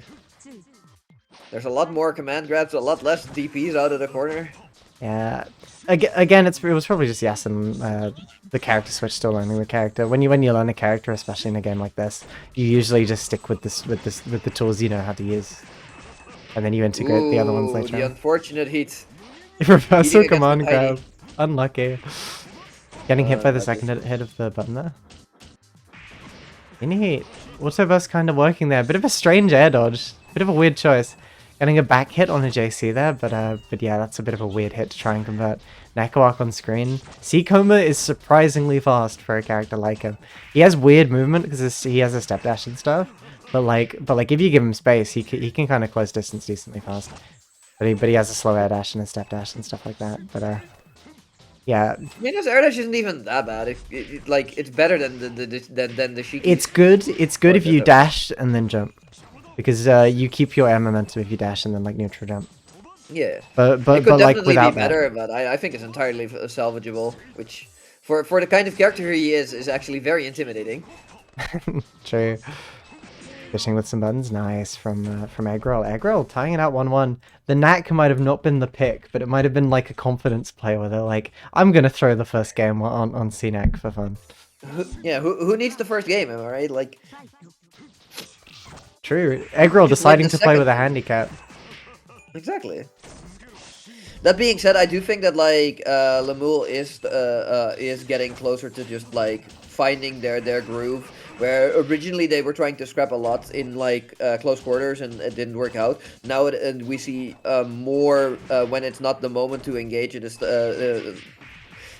We saw more disengaged into like the ice spikes and actually working out. Now we are seeing the scrap again, so who knows what will happen? Who knows? Who knows? Yeah, Lots of damage big apparently. damage. This is very scary, yeah, especially against a character like Koma who has such strong options there. Come on, grab scary as hell. It always is against grapplers. Eggroll's on set point. Yep, there's the keep away we want. The black cat. Yep. Koma has dashed at us. We are going back to the cat. I think that's a missed input. I don't believe that that teleport is actually good or does anything, but... Oh. I still can't believe that button went under the ice spike there. That was surprising. Nice, getting a hit in the corner against Koma. Kinda scary, especially with that much meter to work with. Oh, never mind. I was gonna say this looks like it's gonna be pretty dire, but Len Nice. actually manages to get away. Another ice spike against the air dash come. Whoop! The cat is to stop your step dash. The cat is on screen. The cat is Nice. on screen. Oh, is this gonna be a throw loop or just a setup? No, Egg. that's not the way you want to set up against like the Yeah. armor wake up. Egg. And that's gonna be it. Not it. Nah, never mind. Yeah. We're just Eggroll. BBing. Eggroll did not want to block Oki that game. Tech rolling out of corner every single time they were put in that situation. Kind of ballsy, but it did work out. Tech roll into reversal was like a ballsy choice. Tech roll is one But it of those worked out things for where it's them. like it is so much better in a beginner bracket. Yeah. It's just People are not good at tech chasing. yeah. To be fair, it is hard. I could also be better at it, like by a decent margin, but it's just like it should in quotation marks be fake a lot of the time, but at the same time, it's just like what are they gonna do? Yeah. Actually set up a real punish? You have to be looking for it too. Lots of modern games don't have tech rolls that function like that. So most people are just expecting that they can like do I their meaty mean, there. modern games I think just don't have tech rolls in general because they try to make Oki intentional as well, where it's just like it's a lot easier if they Yeah. can't do it. But even in old games when you do have tech rolls, most tech rolls are actually just invincible. And I'm pretty sure this one was also meant to be invincible. Like the only game I can think of where they have a tech roll that is not invincible would probably be something like Blaze Blue. That isn't specifically melty, but other than that, every game I've played with tech rolls, at least, the tech roll has the decency to just be invincible. Yeah. At which point the tech chase is a lot worse. In this game, there's one frame at the end of a tech roll where you can't do anything but can get hit. I'm pretty sure that's how it works. Yeah, that is how it works. So if you like catch on to the fact that someone's teching, they can tech neutral, forwards, or back on ground tech, which have different frame data. I'm pretty sure forward and back tech roll have different frame data on some characters and stuff. But Yeah. but yeah, if you can catch on to that, you can get a proper punish and get a proper combo. It can be quite strong. There are some characters who if you don't tech, you choose to just like not tech and take the knockdown. They can pick you back up and get like a small combo that's quite scaled. And if you choose to tech, they can like tech chase and stuff. Famously, C Yeah. rower after throw, if he does 2C, it will automatically tech chase every single option. And if you don't tech, he can 2C into like and hit confirm into EX Fireball and pick you back up off the ground. Another fun one with this one is Siko Haku, where like if she doesn't have the range to go into her big bombos, she can go into like JBJC, and then JC is a soft knockdown, so you can tech it. Yeah. Any direction you actually tech, she can 2-3-6-C on reaction. Yeah. And if you don't tech, she will corner carry you all the way into the corner into Planto. Yeah. there are quite a few characters who have very, very strong tech chase situations, or you can choose to route into very, very strong tech chase situations. Yeah. Most of the time, if you're unsure, just don't tech. Just take the knockdown. It's usually better than panic teching and getting hit for it, and then taking a new combo. Even if it's a character like Zero who can pretty much combo off of his throw, he can't in theory. But I would consider like an automatic tech chase slash OTG pickup at being able to combo off of your throw. It's close enough, yeah. It's close. It's close enough. There are characters in this game who can combo with their throws as well, and it can be quite strong, especially on characters like FPCL and stuff, who will kill you if you choose to take the throw. Yeah. Straight murder. Frustrating thing about like the throw tech situation is unfortunately though that you got thrown. You're not allowed to burst anymore. Yeah. We have the final results of the Swiss portion of the bracket. If you're looking here, we're gonna go to the standings, but round 6 seems to have gone pretty well. Jesse beating Tanuki, Sane beating Wilku, Jazz beating Puro, which is very, very surprising. Jazz is on a bit of a roll. Will Jess be the one that breaks or keeps the Sane streak alive? Standings moving into top 4, we have Jesse, Plastic Zombie, and Top Seed. Incredibly good bracket run. I think they beat Sane and Tanuki, which is very, very surprising. Sane moving in again here. Eggroll moving up. The CNAC in top 4. Very, very surprising, but very, very well done. And Jazz. I mean, I assume that the CNAC only made cameo appearances, just like before. And Jazz also moving into top 4. Very, very well done from you players moving into this portion of the bracket. Jesse had a perfect Swiss run. Let's go. Yeah, very. Will this very be their impressive. turn? Will this be their turn to deny Sane? To gatekeep Sane, yeah. I have my eyes on Jazz. Jazz being very, very new to this game and doing so well immediately is incredibly impressive. It might be a mixture of people not knowing the character, but like knowledge checking people is part of brackets. You know, that's part of the game. Them not adapting is something that you should take advantage of. Oh yeah, as a definitely, strong player. definitely. But Jazz is a very strong player in other fighting games, and I'm mainly just surprised they've gotten to this point so quickly. But we'll be seeing you four in a minute when we show the top 4 bracket. Very, very well done to all of you. Tanuki barely not making top 4. Had a very, very hard bracket. I think this is the hardest bracket we've had. I think they had to fight Sane and Plastic Zombie at some point. Yeah, Plastic Zombie, Sane here, Omajan, who's quite high seeded. Yeah, Tanuki seems to have had the hardest bracket run and barely didn't make top 4. Barely didn't make it, but very, very good, very, very good player who's learning very, very fast. And we saw that set with Wilku, the person who came next, where they managed to clutch it out. Speaking of, Wilku surprised me a lot because this is a person I haven't seen before. Incredibly well done, playing a character so flashy, and they were getting lots of those like mid-air knife catches and stuff, some of the flashy shit. Yeah. Very, very well done. Nearly won that set. Very, very close to the one we saw, but had a pretty incredible run, 4-2. Very, very good stuff. Omajan consistently doing quite well, especially with another player who's very much so impressed me this week with lots of their pressure stuff. Their pressure in the match we saw was so clean, and their neutral was so clean. Just so effectively controlling space, going for reversals every time on wake up. I think was a strategic play that seemed to have worked out for them. But their pressure and their like area denial on Siaki was just ridiculously impressive in that game. I was very, very surprised. Very, very, very well done. Inia, who I didn't see much of, switching to H-Slam was an interesting choice, but they did manage to win most of their games. Didn't manage to clutch out the one we saw on stream, but doing very, very well. This is a like commitment to a character switch. Very, very well done. Lamole, another H-Len. I think we have 3 H-Lens here. Yeah, they're multiplying. Inia, Lamole. Lamole also having an amazing run with a 4-2. Slightly easier bracket than the others, but very, very well done. Yeah.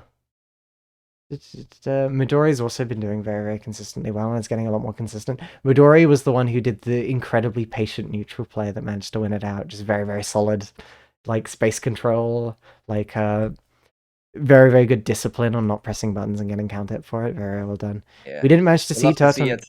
We didn't manage to see Turtleneck play, but Turtleneck is in a bit of a character crisis right now, so I'm not sure who they played. But they've been learning C Scion recently, and they've been doing very well. I love Turtleneck. That's my go-to commentator. That's the goat. Let's go.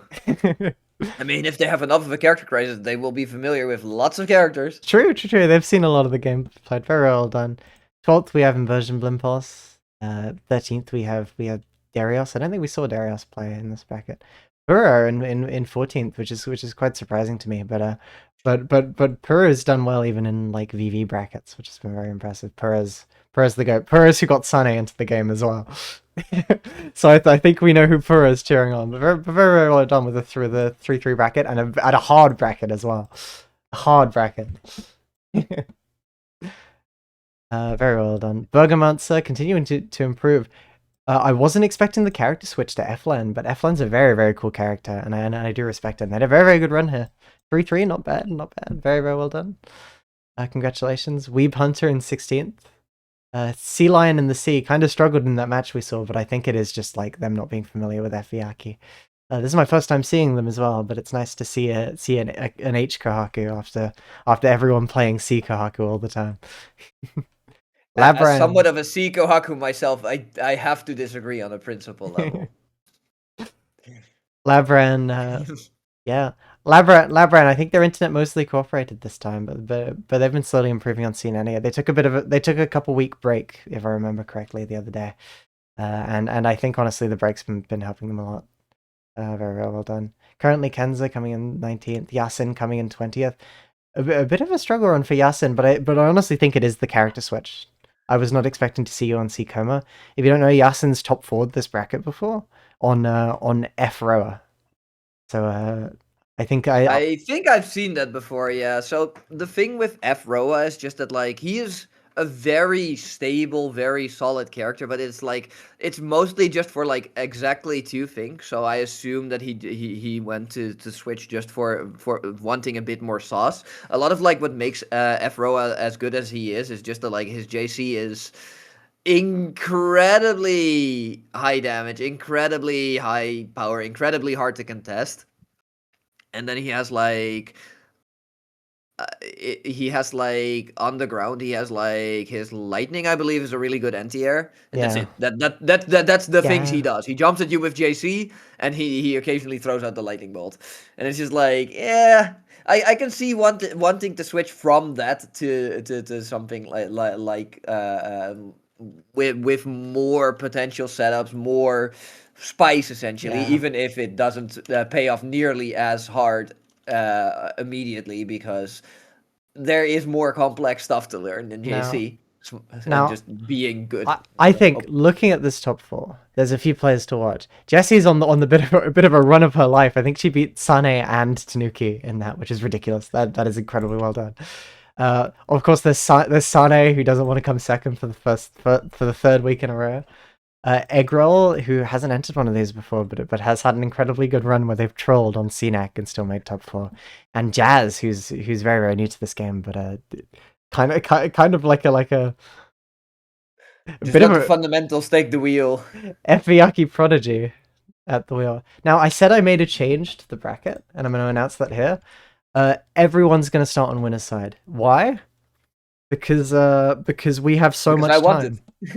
We are so ahead of schedule that we have we are so ridiculously ahead of schedule that we can run some more games. But I think it might be more interesting this way, anyways. So we are going to start with all of the top four starting on winners' side, as opposed to where we'd start 2 on winners and 2 on losers last time. Yeah, congratulations to everyone who placed like top 8, top 16 in this bracket. Again, this is a very big bracket for a beginner tournament, and I thank you all so much for showing up. 25 people for a beginner bracket is ridiculous, and it's genuinely so fun running these and watching. It is very nice to see big beginner brackets because it means a lot of new players to join. By the way, which is always nice. Welcome to the fun game of Melty. Trust me, it is nice. Don't look at my Oki.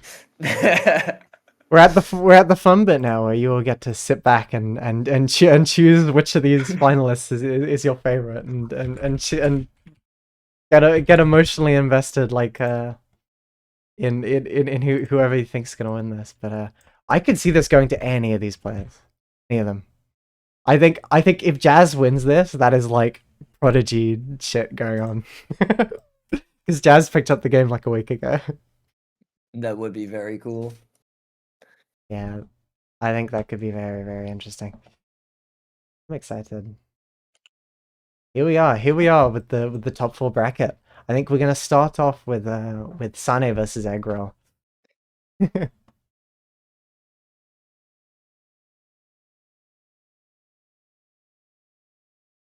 Now, I don't know enough about Eggroll to comment on this.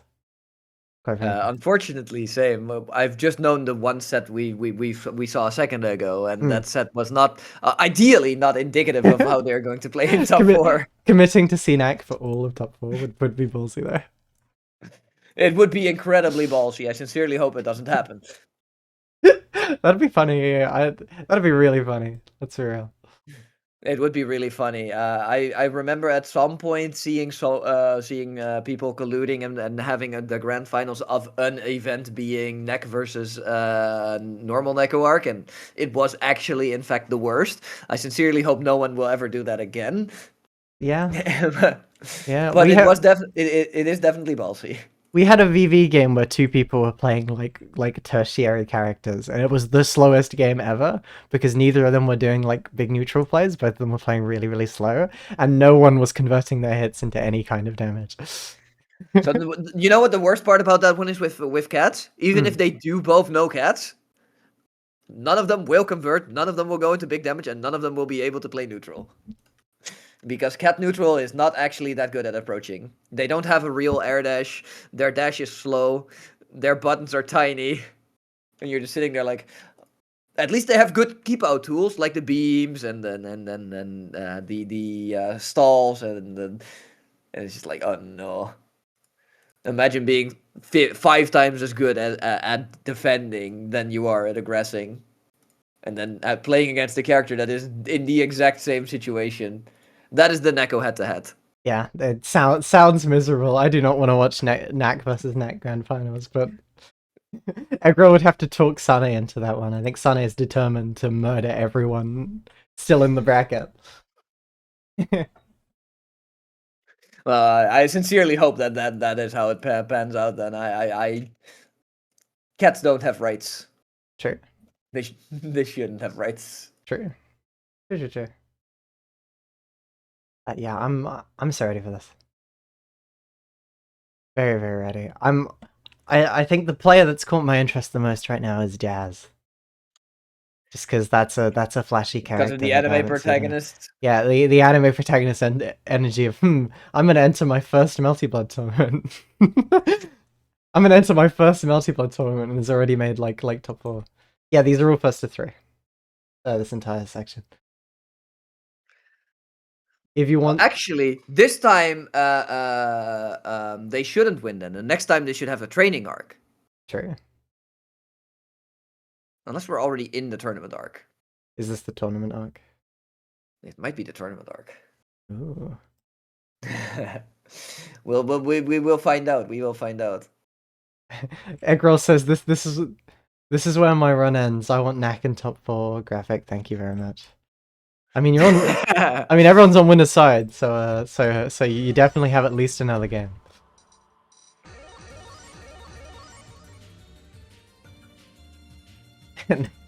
See NAC in top 4 would be crazy. Don't hover over NAC. Don't do that to me, Eggroll. Come on. You can have him in your top 8. You can have him in your top 8 chart. Just don't play him, please. Stop. Just disengage from that character now. He has made it. We have seen him. We have acknowledged him. We will pretend. We will stop acknowledging him. You can pick a real character. Yeah. And it says, "What am I seeing?" in 2 separate messages. Oh no, we are seeing the Neko Arc Chaos. Unfortunately. Sane was threatening Burgermonster earlier, saying, "I will find you and make you play 1,000 games against me." In I have response, never in rooted response as to hard both. as I have for Aroa. Let's go! That's Find a Sane. combo. That's my goat. Sane is actually one of my favorite multiplayer players. I think. I think he might be my second favorite multiplayer player. After Delta. I'm very biased. Yeah. That's my goat. But seeing Sane improve and get more consistent has been really, really fun. And I hope this might be their week to take it, but they have some strong competition. Plastic Zombie has been learning. Egg Roll's shown up and is kicking ass. And Jazz is just like naturally here and goated at Melty Blood. Zero player that high on your list, yeah. No, not the Zero. Again, if you've never fought Knack before, you're probably losing. Oh yeah, definitely. The first round against a cat is in fact by far the round they will do the best in. Yeah, this is unfortunate. I think Sane might be struggling a bit. Can Knack like crouch under orb or something? I mean, for what it is worth, when you set multiple orbs, the second orb any character can crouch under basically because you're doing TK into TK. Oh, I see. Yeah. But like the first orb, I am not sure. I would assume he can. But I don't think it's necessarily that good because as frustrating as Neck is to hit on the ground, a lot of their threats. I know. A lot of their threats are from the air still, so a lot of the time they do just end up wanting to jump anyway. I would like to see a lot more neat. Oh wait, are we seeing the H-Roa? Am I seeing that correctly? Oh yeah, H-Roa. I think this might be a counter pick. I think Sane is like, right, I'm not confident playing Zero into this like lame ass character. I'm gonna play H-Roa, a character who's like born to do anti-zoning. That's entirely fair. I do think that, like, if we saw a lot more Needle, we would have been able to see the Zeroa obviously also thrive, because, again, Neko Arc is, the Nekos are not very great. But this does look to be a lot better. One of the things that, like, the Zeroa was struggling with as well was that, like, their 5A, 5B, I think, series essentially just got crouched under, and the adaptation essentially would just be either being forced more into lows that don't cover jump as well as they do. Yeah. But like, it looks like the Half Moon auto combo just hits Neko Arc, which is very nice. And there is a lot of mileage out of the lightning tackles. Sane did the B&B a second ago and it whiffed. I don't know. Yeah, one of the things with this character is you can't do anything fun because like no combos work on cats because they're so small. Ooh, barely mistimed. Yeah, I think Sane is a lot less confident on this character, and I think it is showing. It's kind of working in the sense that he's getting openings, but he's not converting off of them in the way that he would on a character he's more comfortable on. I don't think this is the right play. This is not looking good for Sane. Yeah, but at the same heat time, activation. Oh my lord. Oh, Made to auto burst by standing into it. Yeah, this is unlucky. I think Sane is just does not know how to fight this character. If I was Sane, I'd switch back to Zero. He's committed. He did commit. How are the rules regarding moon switches? Are you still allowed to do that if you somehow lost anyway? Oh, there we go. That is what we want to see. Yeah. Just any button into the C version of the lightning for full screen hit that hits anywhere. Yeah. I think you can only switching moons is treated like switching characters. The reason I'm doing that is just so people don't have counter pick wars where they're both on the characters like going, I'll switch moons to counter this. I'll switch my moon to counter yours, and it's like, okay, I'll go back to my original moon. Which so is this is not actually allowed either because it goes in sequence, but generally speaking, I believe in the Japanese arcades they allow the winner to switch moons. Yeah. And this came up with like, but like you are still, it's character then moon of the winner then moon of the loser. So the actual counter pick war does not actually happen like that. Oh, I see. Okay. I might have to implement that. I don't think there's enough people who play multiple characters of the same moon for me to think about that. No, I think in general... The overhead, unlucky. This is bad. This might be set point in Eggroll. Yeah, set point in Eggroll's favor there. Eggroll is trolling and Sane. I don't think the character switch was super strong. I think if they stuck it out with Zeroa and just tried to figure out the weird terribleness of fighting Sinak a bit more on their main, I think it would have worked out a lot better for them. I think they could. This round is definitely working out so far, though. Like True. we are looking at, but yeah, for the most part, it just looks like Sana is kind of lost on defense a lot of the time, because like most of the rounds did start looking similarly okay at the start of the round. Then Next just ends up doing an option that essentially reverses it and into like a bunch of like a billion gimmicks you've never seen before in your life. Sane does seem visibly less confident on this character there, and the problem is because Eggroll's 2 up, he can't switch at all because yeah, this is gonna be a problem later when they have to play H-Roa against ideally a real character. Please don't actually go back to the cat if you somehow Eggroll already always has that. Yeah, Eggroll can always do that if they lose. They can just switch to another character and Sane is stuck on H-Roa. Yeah. I called below. I think they tried to jump immediately there. This is not looking good for Sane. Techs in, goes dire. Just teleport out, trying to find a stray hit. Yeah, I do think that like one of the things that Sane should do more is a lot of the time Eggroll is in fact just pressing buttons to try and keep him out. When Sane does have 100, he does have a full screen punish for this shit. Like he doesn't have to take any of that. Oh, yep, he got beamed. Yep. Frame 1, Alt F4 right there. Frame 1. Yeah. Yeah, that's unfortunate. Yeah, fighting CNAC is not a character you want in your top 4. This character's so unfun to fight. nice from Eggroll, but come on, man. you can't do him like that.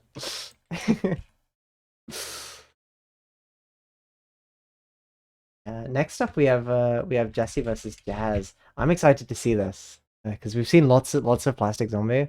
Lots of like her gradually improving and getting better at the game, and then Jazz just comes in and is a bit of a natural from what we've seen with some of that pressure, and some of the matchups they ended up winning. Someone who works hard will never beat someone who enters for the first time. True. Jazz said, "I fought Jesse earlier and I got cooked." Well, this is now you have that experience going into a first to 3. You have a bit more time to adapt, but yeah, vFlippy is just one of those characters who's blowing you up or getting blown up.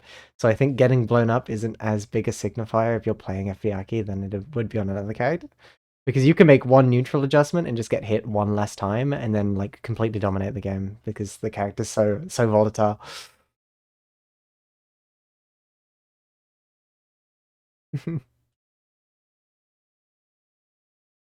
Who's saying, Jazz, can you win to protect my ego? Who is that? Ah, the classic. I lost to someone, so I want them to win now, so I can feel better about who I lost to. So it's like the classic. It's the classic. It's like well, if I lost against the top 1 and top 2, it's like not that bad. That's just bracket up, like bad luck, you know. Yeah. I think we're gonna load into this in a second. I've lost to the person getting first twice and gotten 7th. True. Now I can call out the Cedar for being a wanker. Let's go. True. Or it's like the one person I beat who's in top 4 is the person who won. Yeah. Stuff like that. We're having hosting jank.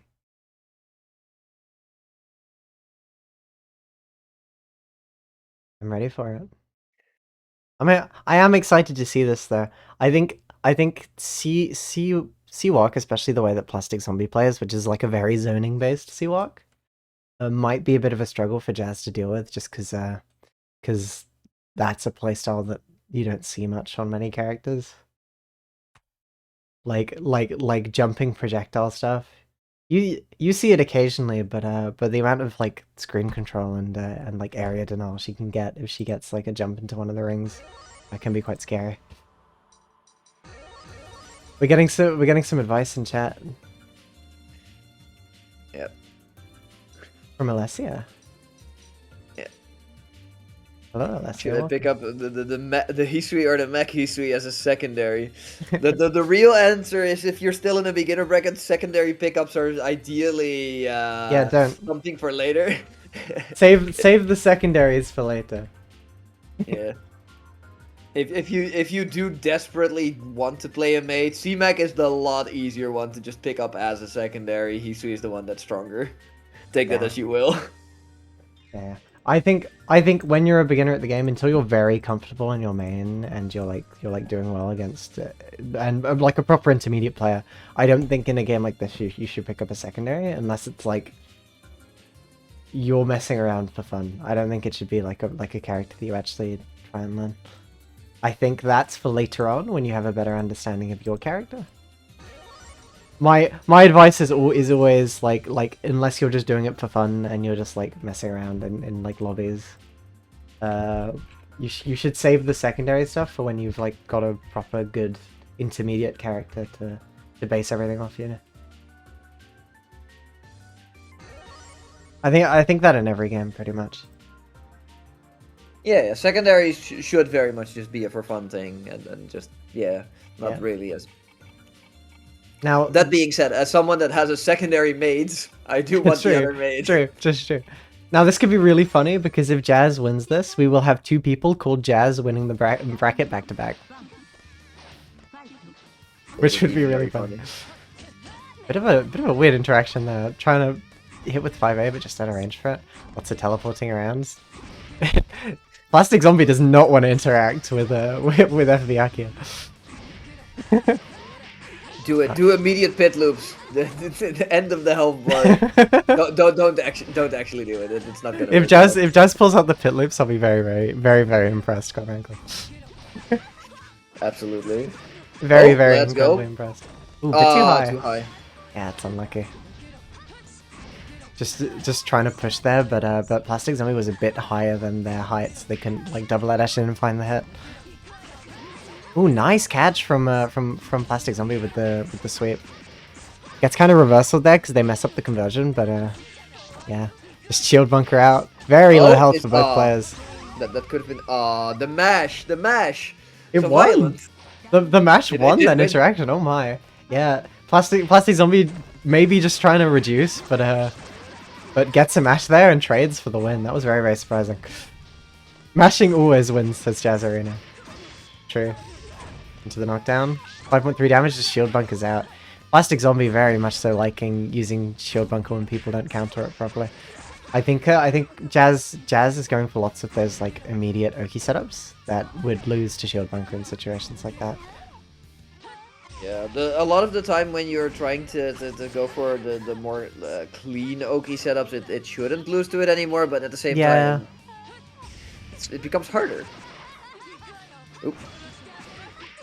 Nice. And there goes all that meter. Yeah, all that meter gone. There's very good stuff there. Jazz says they got cooked, but I don't believe that. Maybe they're adapting, maybe they're changing up how they're playing and it seems to be working. Or maybe it's just like on-stream nerves for Plastic Zombie, but this does not seem like the kind of match that's going to be like very one-sided in Plastic Zombie's favor.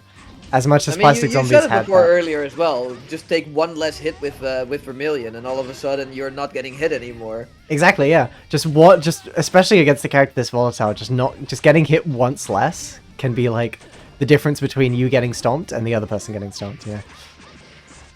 Just because of the nature of this character. Into the knockdown. Just goes for walk up throw. Very solid. Another walk up throw. Yeah, not letting the double to it. Not letting Plastic Zombie go for anything like a shield or a shield bunker there. Very good from Jazz. Just calling that out. Some air dashing around. We're seeing some melty footsies. Nice air throw. Ooh, that therefore could have been a lot more on the counter hit. I feel a lot of beginners don't actually properly convert off of their counter hit of their air counter hits because it's very unintuitive that like you get to just land and just do your ground starter of your dreams. But it might be more intuitive. It might be more intuitive to Jazz because Strive doesn't have air tech. Nice stuff from Plastic Zombie. That's the vFlippy like thing. Is you will just get perfected sometimes. Sometimes. You get hit twice in the wrong place and you're dead. Going for lots of those safe enders. Again, Plastic Zombie playing quite like zonery. Expecting Jazz to try and approach there and preemptively teleporting, but just teleported straight into their button. That was unlucky. Bit of a panic shield trying to defeat like an anti-air attempt, but I don't think Jazz is confident enough to go for those yet. Just instead choosing to do the smart thing and just like cover the landing. rather than actually trying to swat them out of the air. To be fair, swatting them out of the air is incredibly hard. It's hard and not super good in this game. Often it can be better, especially for a character like VOD, it can be better to just like catch their landing. If you get the trip guard, good. If you don't get it, you still have pressure, and your pressure's broken. For what it is worth, true catching the landing with Vermilion shouldn't happen, just because she has too many air stalls. But like you can essentially, it's more so you're catching the situation where you can actually air to air a lot of the time with Vermilion. Yeah. That being said, and this is something you'll see a lot with like characters that have like 2 air dashes and people that are still kind of new to it. A lot of the time you can see Jazz just go for immediate air dash after the air dash just to go get even more distance, which does make it easier to catch the landing when they just give up one of their air dashes for free. Yeah, because it makes the strength of having 2 air dashes less strong. Going for them straight away, you might as well have 1 long air dash. But the benefit of having 2 is you get to stall for longer. You get to spend them in more like unpredictable. Yeah, exactly. You can like neutral jump, drift back, air dash forwards, double jump, air dash back, whatever you want. You know, you have lots of stuff you can do. Yeah, especially in a game with like super double jump and stuff, where you can quite quickly switch to approaching with like a super double jump. It can be quite strong. This game's immediately seeming quite well for Plastic Zombie. Goes for the DP out of the corner, fails to get punished for it, but swings into one of the rings on the way down and gets counter hit. That's unlucky.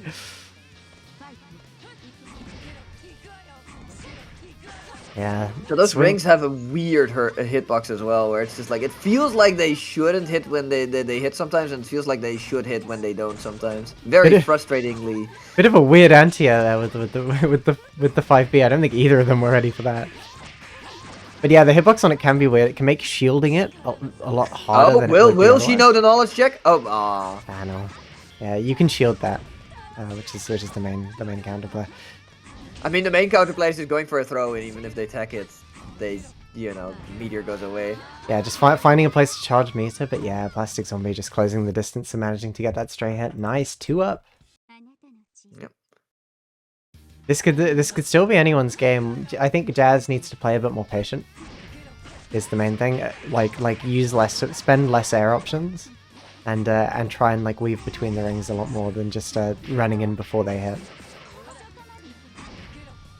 Because I think that's what she's currently trying to do, is just run in before like the rings come out and control space. But that can be quite difficult at certain ranges.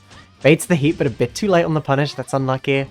I mean, projectiles in general in this game have the come out weirdly faster than like than their recovery. Like I believe like 7 frames before arc is actionable or something, the projectile will just come out already. Nice teleport out of corner from Plastic Zombie there. Very, very good stuff. I am pulling that 7 out of nowhere, of course, but you know. Whoop. The set point. Jazz said this would be a wash for Plastic Zombie, but yeah, the comeback is still real.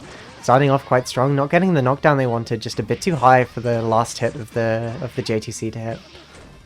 Jazz's knockdown, just heat activating out. Possibly questionable heat activation because they didn't have much health to heal. I think they mostly just wanted to get out of pressure with it, but it did not pay out. Oh no, the bold match against Bloodheat paying off. I would have loved to see that last arc. It would have made for a great. Nice counter. Can end it here. Nice. Let's go. Down but not out. Still set point for Plastic Zombie, but Jazz can neutralize that and take it to 2-2 if they can take this next round. Gets the knockdown. Just spending the meter. You can spot dodge that in reaction, but not Full Moon. Not Full Moon, because Full Moon doesn't have spot dodge. I'm pretty sure that and I've had this happen before as well. I'm pretty sure Jazz thought it was the arc drive. Oh, they maybe. Were just like, I'm gonna run in to punish it, and then they could like run straight into it. Yeah, that's unlucky. Goes for the unblockable. Why? They weren't even in the corner. Messes up the Earth Render slightly. This is dire. Ooh, reversals straight into the run-up heat activation. Very interesting from Plastic Zombie, but yeah, just finding the J2C and taking the game. Very, very well done. Very, very well done. That was absolutely not the wash that was expected, but still in Plastic Zombie's favor. Yeah, Jazz very much so holding their own. Jazz very, very much so holding their own. That was by no means a wash. And these two might run into each other again because we're doing the full because it's everyone winner's side. These two could run into each other again. So take the matchup notes to heart. Because yeah. I think next up we have Jazz versus Sane.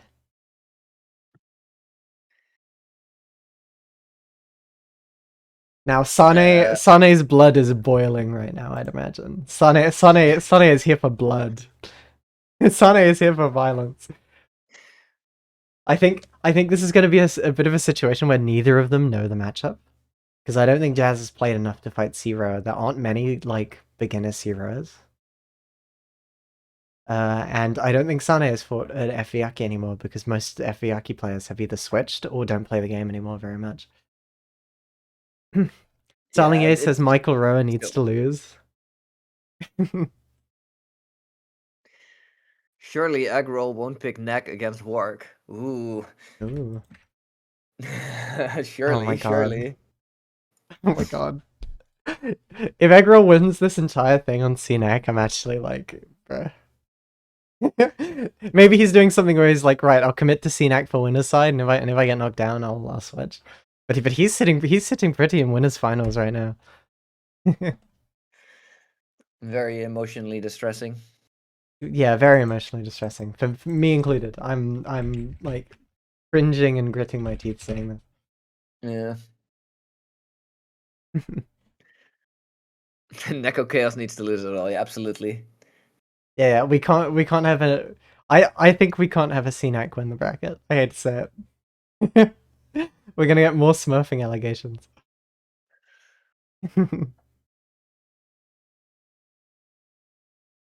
To be fair, I think it is just like knowledge checking with the matchup. I think people do not know how to fight that character. Oh yeah, absolutely. The problem with that is that knowledge checks are at their strongest once again in the beginner brackets. Yeah, definitely.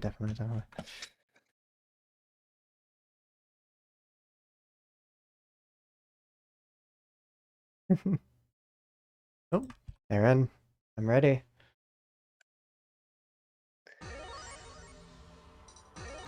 Very ready. While we wait for this, I'm gonna go grab a glass of water. But my throat is killing me. Let me pull up the melty blood for everyone. Let's go. So yeah, the Roa versus Vermilion. I think if Jazz does not conserve their air dashes, that there's gonna be some fun lightning being full screen situations, maybe. But if I'm wrong on that, I can definitely see just like being able to fly as long as Vermilion can might make a lot of Roa's setups a lot less potent because she doesn't have to be in their range to be free and start her pressure. And also just Oki setups are going to be less strong against a character who will die anyways before you get your setup. You know, having a setup I think is less important than just like getting big damage into a decent Oki situation and then just trying to find some kind of mix up. For what it's worth, this character does have decent damage too. Zero does have good damage. That's the thing with lots of the like top and high tiers in this game, is then there are other characters who have stuff they have, but they'll have things like really good setups and high damage and good convertibility and strong neutral tools. It's not like this character has this one thing that's the most broken thing in the game. It's like this character has something that's very strong and another trait that's really strong and another trait that's really strong. You know, because there are characters with strong Oki setups. There are characters with high damage. There are characters who convert off of everything. But lots of the high and top tier characters do most of those things at the same time. Yeah. Or they'll not have to sacrifice damage for Oki and stuff like that, where they just like will do multiple things at once. And I think that's the building blocks of a strong character in this game, is being able to do lots of things at once. Rather than like this character has this one thing that is the like best thing about them. Like Zero's Oki is ridiculously strong, but it's not like his only good trait. Not even his best trait. It's not even his best trait. Yeah. I think honestly the deciding factor here for Zero's side might be orb in neutral. I think orb in neutral might be very, very strong. Yeah. We'll see in a second both what the approach is and how they're going about it. We'll see. I'm We'll ready. see in a second. Hold up. I'm Oh, ready. there we go. Yeah, that's the CC Costa heart attack freeze. They added it just to make tiers like have a heart attack. It would just sometimes freeze before a game starts. I don't know why. Oh no, that was not a lightning you should have gotten hit by. Yeah. And it goes straight into 4K. Big Into damage. pressure. Pressure in the corner. Jazz has not fought this character before. Welcome to the Zero Blender. You are blocking. You are blocking with a capital B and a full stop at the end. Some FBAACC pressure, just going for some light staggers. Recognizing that Sane wasn't pressing there and going for the throw. Messing up a bit there. I think they were trying to do fireball and accidentally got a jumping button. Trying to chase Sane, but Zero has a good backdash. Yeah, no, a shield bunker will not save you there. Sane taking the first round. I do feel that like if Sane gets around the orb slightly better, this round could have been very much in a different direction. Yeah. So double air dash might be very good against orb neutral because you can stall for longer while covering space. That's something I didn't think about. Sane getting another hit.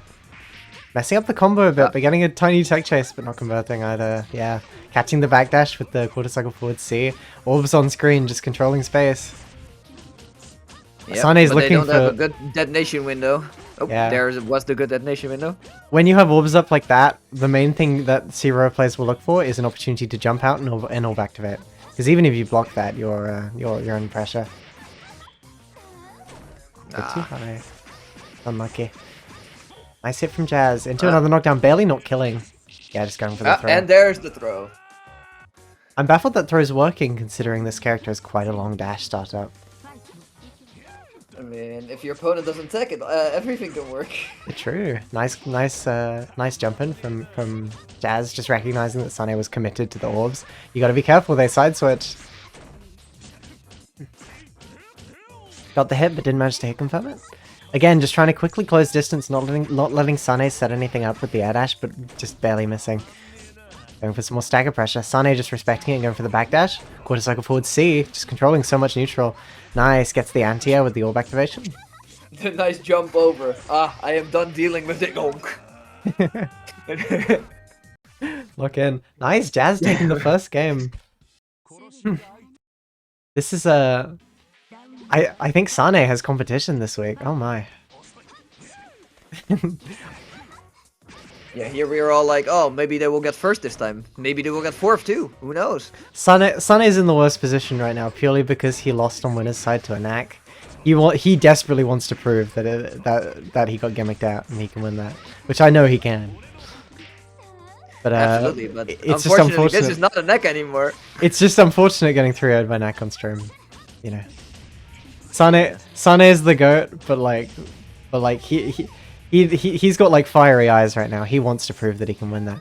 Yeah, the like straight air dash managing to win there. Nice set from Sane, kind of risky, but it managed to work out, catching Jazz trying to cross up. I think Jazz, when they are going with those cross ups, they should use more puffballs specifically to ensure that Roa's blocking while they're crossing over, because when they're blocking, they cannot activate. Yeah, I think the priority there was just to get out of the corner there. But yeah, that's a good point. Yeah, just but unfortunately, you can't just pick one thing and then just pray that that's enough. Yeah, nice. Ooh, Sane trying to activate there, trying to keep some plus frames on. Nice, catching the dash out of corner. Bit of a strange combo there. Sane choosing not to tech. Lots of backdashing, barely not getting caught by the jump in. Some stagger pressure into throw again. Jazz is on point with these throws, especially on a character whose throw heals her. That can be really, really good. I mean, I'd still think that like having a normal damage throw would be better for specifically for Million than a healing throw. But yeah, it is nice. Like the thing is like, oh no, like I believe you're healing like half the damage you're dealing, but because it is a multi-hit throw, it reduces and you can take an average of like 700 instead of the standard like potentially 1200, I believe, 12,000. Yeah, 1200, no, 1200, my bad. And it's just like, I don't think that adding 400 health to your Vermilion health pool is better than like 600 extra damage. Nice. Jazz is 2 up against Sane, who's our top seed for this week. Oh my. Sane's got to get the reverse 3-0. I think Sane's struggled a bit in the clutch before, but I think he might have it in him. Bit of a risky shield, yeah. Jazz is doing incredibly well at just not letting Sane have space to do anything. I think that's just the character and also the way Jazz is playing it is just like constantly keeping Sane on the defensive or constantly keeping Sane having to think about like an approach option. I think if Sane found more opportunities to do this, it might be quite dire for Jazz. Nice quarter cycle forward C. Jazz doesn't know that you have to shield that, I don't think. I mean, I think they were also in their dash startup, which again, this character is always pressing something. So certain certain options that just cover a lot of space that actually cover it do actually manage to clip her essentially. Yeah, I think Jazz should focus more on setting like this. This seems to be working really, really well because I think this is the knowledge check. Yeah. This is the stuff Jazz does not know how to deal with. Yeah, nice from Sane. That seemed to be working out very, very well, just going for a lot more sets in neutral, just controlling a lot of space. Even the threat of having Orb makes Jazz have to play differently. And I don't think Jazz is super knowledgeable on the matchup or comfortable playing into it. Yeah, look, just finding the space to set, and then it's kind of like... Here, take a 4K, because you decided to double air dash into me. Messes up the Tiger Knee twice, a bit unlucky. Into the knockdown. Going for some stagger pressure. Not bad, it tries to air dash out. Still stuck in that corner, nice run under. We're seeing lots of IAD from Jazz. The knockdown. I paid for 2 air dash, I'm gonna use the 2 air dash. True. Back-to-back air dash, this is bad. Jazz possibly gonna go for another throw? Yeah. In those situations, we're seeing a lot of Jazz going for throw. Set point for Jazz. It's looking very, very good for our anime protagonist of the bracket. Nice air counter. Just gotta keep your composure. Goes for the DP. Ballsy DP. Very risky, but not punished for it at all. Getting 4.4 damage off of that hit, baffling. Bit too high. Nice activation. No, not a counter hit, so I don't think you can convert from that high. Again, trying to go for some kind of greedy sets there, but if they worked out, that would have just given Sane a lot more control than they have now. Heat activation on wake up. Into the blender from full screen, of course. The best position for a blender. Yep. Ooh, nice counter hit. Ooh, actually going through. Nice stalling with the set. Very, very good from Sane. Very, very good. Manages to clutch that out. Good. Very well done.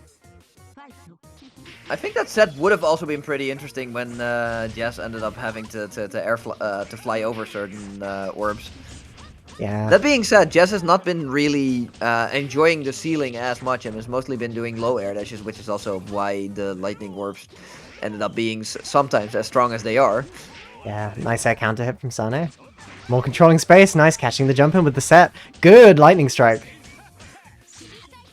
DP's out. Ooh, DP through, let's go. Very cool. You're in the corner now, it's time for party. Nice delay jump. Unfortunately, the party ended when we no shield. I don't think Sane was expecting that to be in a situation. Jazz just blocking, respecting it. Weird counter hit. That could have been very bad for Sane, but doesn't manage to get the conversion. This could be bad for Sane, but I think messes up and presses too early and gets the bunny. And Orb of Fun. Both of them just throwing shit on screen, trying to find like an opening or a counter hit or some pressure. Gets it, but yeah! Notices that Jazz has gone for that throw in that situation over and over again and adapts and jumps out that time and manages to win the game off of it. Very, very good for Sane, taking it to 2-2 to tie it out. Again, you can never count Sane out. Sane might be the GOAT. Just some pressure. We'll find out in like one game. This game specifically. True. In like 2 or 3 rounds. Nice dashing under. Give or take, yeah. I think Sane's figuring out MBAACC a lot quicker than Jazz is figuring out Zero. And I think that's the difference here.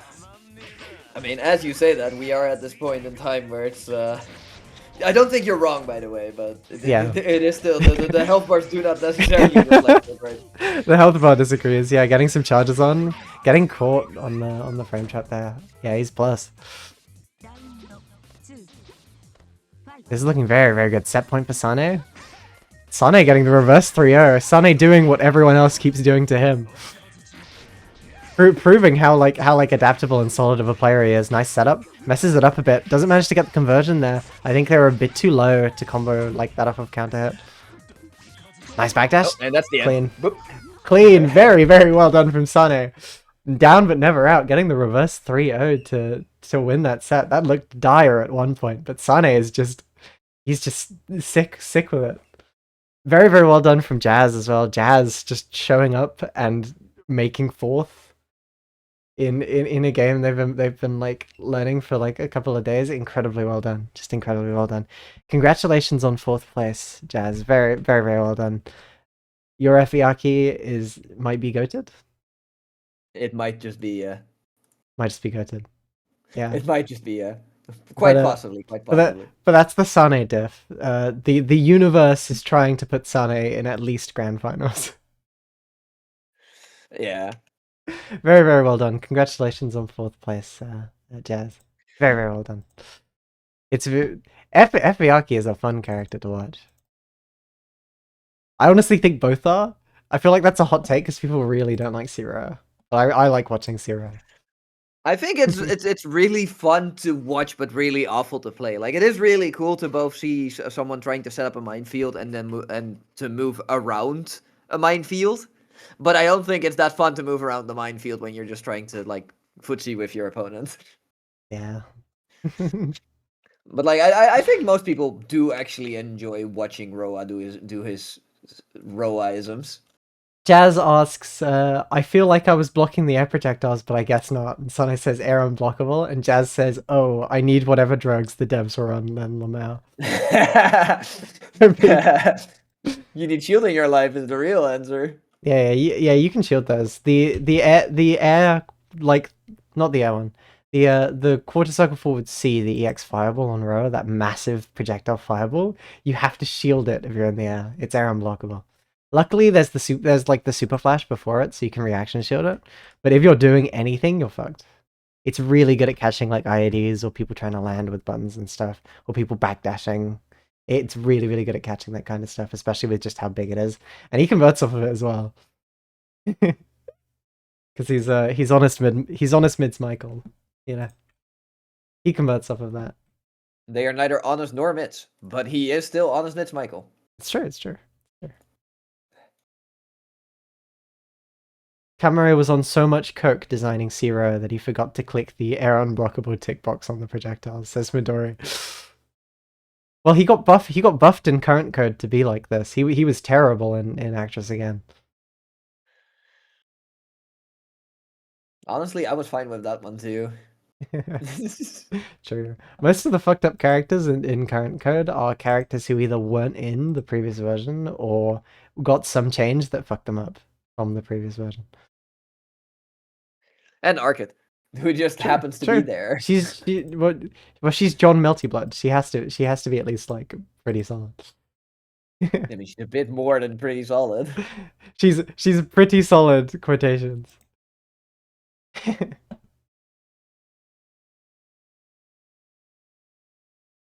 Oh, they're already in. Hold on. Pretty solids in like giant quotations, like really big ones. I'm ready. Now, we might see the knack again. If we see the knack, I'll be very disappointed. No, you can stick with the knack. Knack in top 4 would be funny, but I do not want to see knack win. Honestly, I am entirely down for a different character than Knack. I think Eggroll really wants the top 8 graphic with knack winning. I think that's something he really wants. With just the Knack, though? Like, the Knack has already made the top 8 graph. It's fine. He can be on there. We don't need to see more of him, though. I can put him in a small box. Contained. I'll make the borders like 3 times thicker than everything else.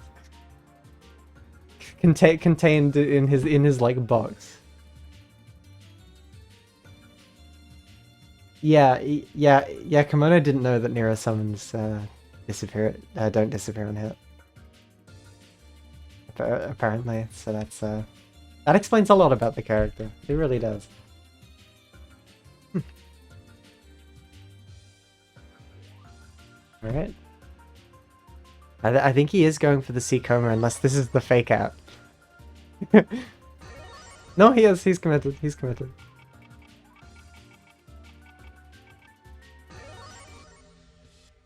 Nice stuff.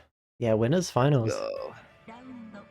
This is the Eggroll is kind of the mystery player here. We don't really know like his skill level, especially because he plays multiple characters, and we haven't seen much of him yet. Immediately getting the knockdown, just trying to control some space with rings. Nice dive kick from Eggroll there. Manages to get the hit. Plastic Zombie does not want to block there. Bit too early on the throw, still in throw protection, but gets counter hit by the second hit of the button there. Yeah, just... I don't even know what that was. I think heat activation before the EX popped off. Because I'm pretty sure that's 0 after flash. Nice, into the knockdown. Back to controlling space. Eggroll just like dash forward jumping, giving his air dash a lot more momentum if he chooses to go for it, and also putting him in a pretty good position to like dive kick. I think that was a misinput. I think he tried to DP, and because the teleport crossed up, he went for teleport instead. Or not teleport, he went for command grab instead. Nice counter. Shield bunker's out. Jessie's been using shield bunker a lot, but it seems to be working out for her. Yeah, just falling ring. Yeah. It definitely looks like that Koma wants to start like his messy offense, and then Plastic Zombie just being like, yeah, no, it's not the time for silly strike throw. It's the time for me to press this button. I will bunker. I will heat activate. I will not block. I will mash. I will mash. I have chosen violence. Yeah, again, blood heat. This could be interesting. If Plastic Zombie decides to go for the funny, this could be a yob moment. No, I just teleport out of corner while they're in the air like that. Ooh, very risky reversal, but it seemed to have worked out. Maybe they're expecting... I believe it's actually like... I believe it's plus. Oh my god.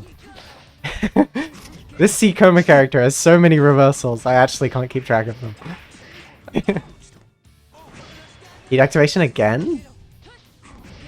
Nice! Oh! I was like, I disagree a lot more with this specific heat activation because of the remainder of the... Oh no, that's the end of the game. That is punishable on air block. It's a very, very risky option to go for JTC like that. Plastic Zombie likes using it as a reversal, like an air tech reversal, because it has armor. But it is so punishable if you block it. Even if you're in the air with her, it's still really punishable. Yeah, just choosing to jump out, using all of your air options, but staying in the corner. A bit of an interesting choice. Strange interaction on tech there. Plastic Zombie choosing not to tech, and Eggroll choosing to, and then the heat activation afterwards. Nice falling ring. I think Eggroll's struggling a bit to deal with, like, air dash back falling ring. Yeah. I think it's also that Eggroll is like, I would like to start my offense that I have practiced, but I got heated again. Plastic Zombie does not want to block. No blocking today, no blocking tomorrow. I think he specifically jumped the last time she heat activated to dodge it and got like tagged by like the very corner of the hitbox forehand as well. Blocking means it's your turn. We don't want your turn. Exactly, yeah. Yeah. Channeling We go Omajan. from my turn to our turn. Channeling Omajan with that one, just not blocking, and it seems to be working out. But yeah, Eggroll clutching the game with the dive kick there. Playing some Street Fighter. Ground start air throw. Interesting stuff in the corner. Just Plastic Zombie trying to control space. Bit of a weird command grab.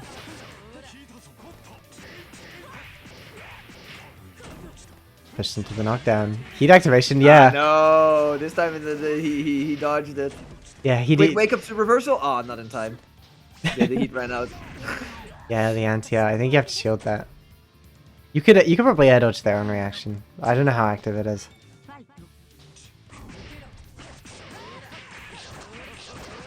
Nice. The knockdown again. I think Jesse's gonna go back to the space control game with rings. Yeah. Just jump, land, jump. I respect it. Jesse is such a how do I put this? It's such a a whiplash of a player, where it's just like the neutral is so patient, the so neutral, controlled, yeah. and then you, And then you the come close defense. into the vicinity, and it's just like I have chosen all these buttons. Yeah, it's like when Plastic Zombie has space, she's like playing like ballet with like controlling space with rings, so patient. Like just space control. And then when you're anywhere near her, she'll like, I've decided to wake up teleport. I will heat activate, I will shield bunker, I will press, I will not block. I respect it. But you are right, it is really a whiplash between like the patient space control neutral and then just like flailing on defense. But it seems to be working. Eggroll's been kind of struggling to deal with it. Yeah. I mean, I assume for Eggroll it's also a whiplash, where it's just like, okay, I've finally gotten in on the patient player. Let me see how they patiently deal with my rip. Yeah, the thing is, this is a player matchup where you basically shouldn't be using command. Oh my god, where you basically shouldn't be using command grab at all because Jessie is not blocking enough for command grab to be a strong option. Yep. But at the same time, it is a beginner bracket, so you want to do the offense that's supposed to be good. Yeah, exactly. But you just can't. Jesse's doing the Omajan thing and just being like, I know you want to play properly and run your offense. I'm just not gonna let you. I'm just gonna keep doing stuff. Switching? Say? Hime? Hime? I mean, Hime is a very... I'm not gonna be in your reverse... No, please no. God. God damn. I said it. I summoned the knack and I take full responsibility. I'm so sorry, everyone. Now we're getting the counter zoning.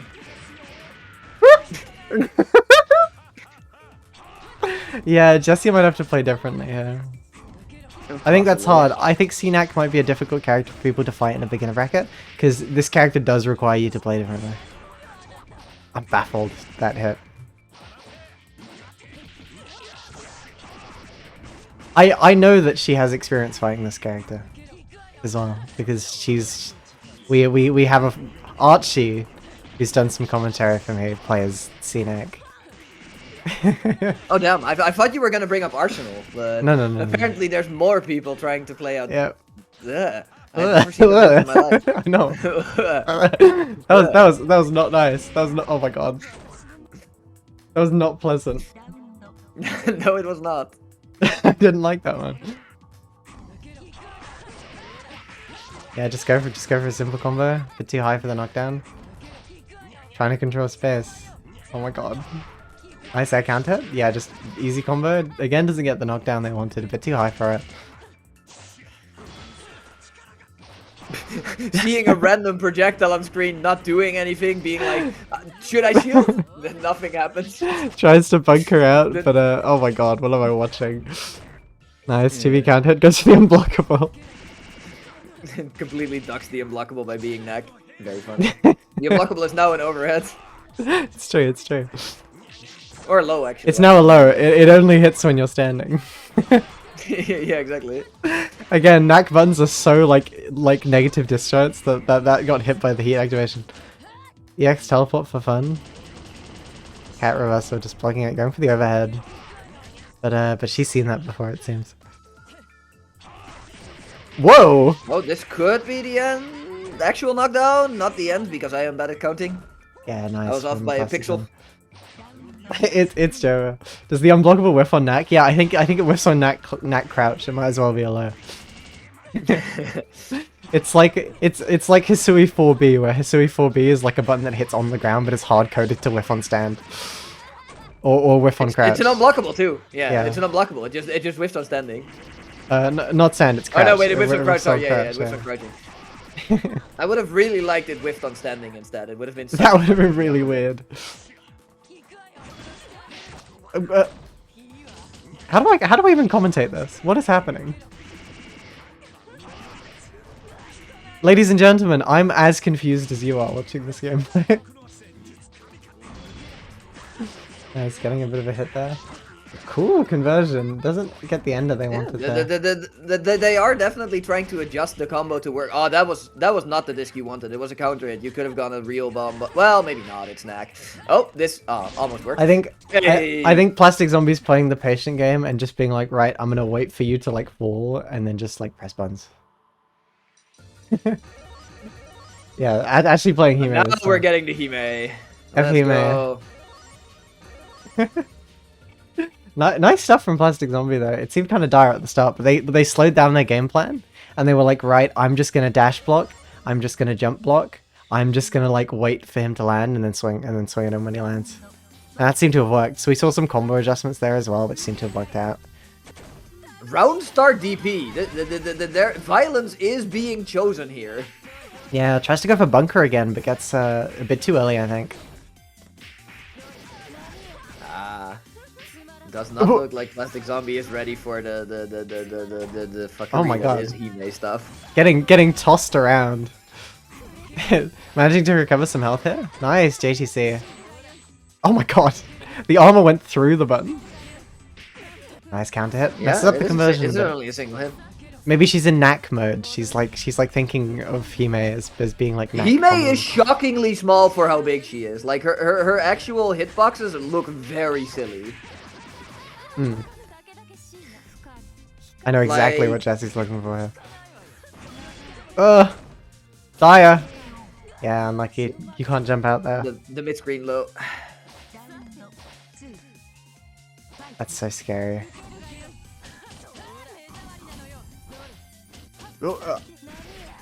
Interesting teleport. I think she was trying to like weave around the button and then punish, but she ended up putting herself in the corner. Bunker's out. What normally would be safe here, unfortunately, my 2C is very big. Yeah. Very big. We're seeing some weird neutral. Jesse's relying a lot on that very risky super jump forwards JTC though. It is kind of working because the air actions from Eggroll are very, let's call them dubious. Yeah. Whoop, whoop. Nice. And now it's 2-2. Eggroll 2-2 committed to Fime for the rest of the set. Because can't switch it. There are definitely worse characters to be committed to be fair. Like True. Afnak. This is contender for best character in the game right here. Just trying to space control.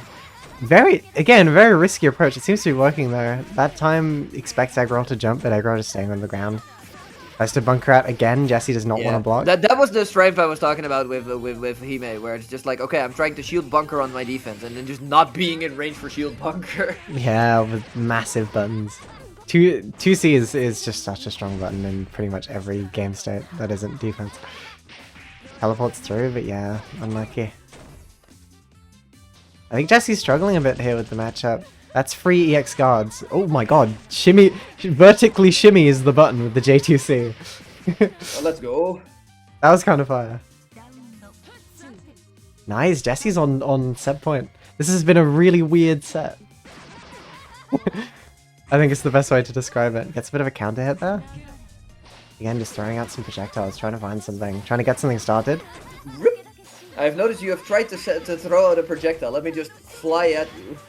What? This is the strangest neutral I've seen from Plastic Zombie. Did they try and super activate there? I swear I saw the first few frames of it. But yeah, Plastic Zombie seemingly just going for like super jump forwards, JTC over and over again. Teleport. Tried to activate super there. I don't know what the game plan is, but it seems to be working in their defense. Yeah, just got a block there. Nice, just run up, get the punish afterwards. This could be lost interaction if they're not careful. Oh my god, what? What? Let's go. The silliest interaction. What's the Oki? Raw back jump disc. What was the Oki? Run up heat activation. I mean, to be fair, that one is it wasn't good. It's not good, but that one at least is a jump. It was like a delayed run up heat activation as well, because Eggroll was already in the air. It whiffed. Yeah. Yeah. And that was the weirdest set I've seen. That might be the weirdest set I've seen in any of these brackets. That was really weird. That was weird. That was a weird set. Plastic Zombie going into grand finals on the winner's side. Very, very good stuff. Not only did they have they haven't lost a set yet in this entire tournament. They have not. They came close. They came close. They did come close, but clutch as fuck. They weren't knowledge checked by the neck. They figured it out. They've fought that character before. They know. They've fought that character before. They're not gonna get jump checked by CNAC. But maybe Sane might get jump checked by CNAC again. Moving into losers finals. Sane versus Eggroll, the run back. Sane is the run back. Sane for their glory, for their second place. For blood, yeah. Whoever wins this is guaranteed second place, and the universe, I think, wants Sane to get second or first. It wants him to be on grand finals. To be fair, if Sane wins this would be the first time they're on grand finals on loser's side. Maybe that's the diff. Maybe. That might be the difference right there. If they can take this next game over Aggro.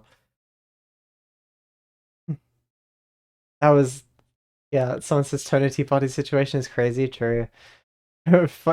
Very funny freeze frame. Yeah. Starling Ace is this plastic zombie champion as well. Yeah. That was some weird neutral going on. Just like only teleports and only like super jump forwards J2C, and it seemed to be working. Some interesting stuff. Plastic Zombie saying, I've played these games before. She's fought CNAC before, she knows.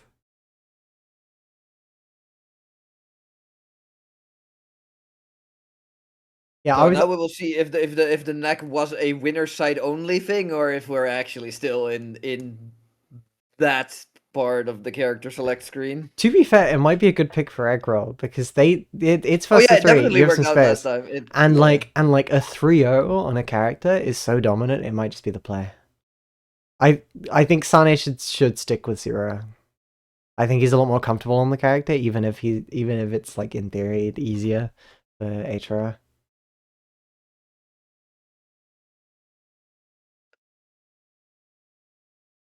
I think it's I think it's just like Plastic Zombie, I think, won that because she was comfortable enough with her character to adapt in lots of different ways. She adapted against Knack and won that set and won that game. She adapted against Hime and was playing the weirdest neutral, but it worked. It was like a player neutral. It was like player counterplay. Like noticing habits about Eggroll and just noticing, I can super jump forwards J2C and it keeps working and giving me okay. And so she kept doing it. Yeah. You know, I think Sane could do a similar thing. Sane is an adaptable player, as we saw in that loser semi-final set with the reverse 3. I think Plastic Zombie already rooting very much for Sane, being like, I don't want to go through that shit again. Imagine rooting for for the C-Roa player because you don't want to deal with the other character. With the Knack.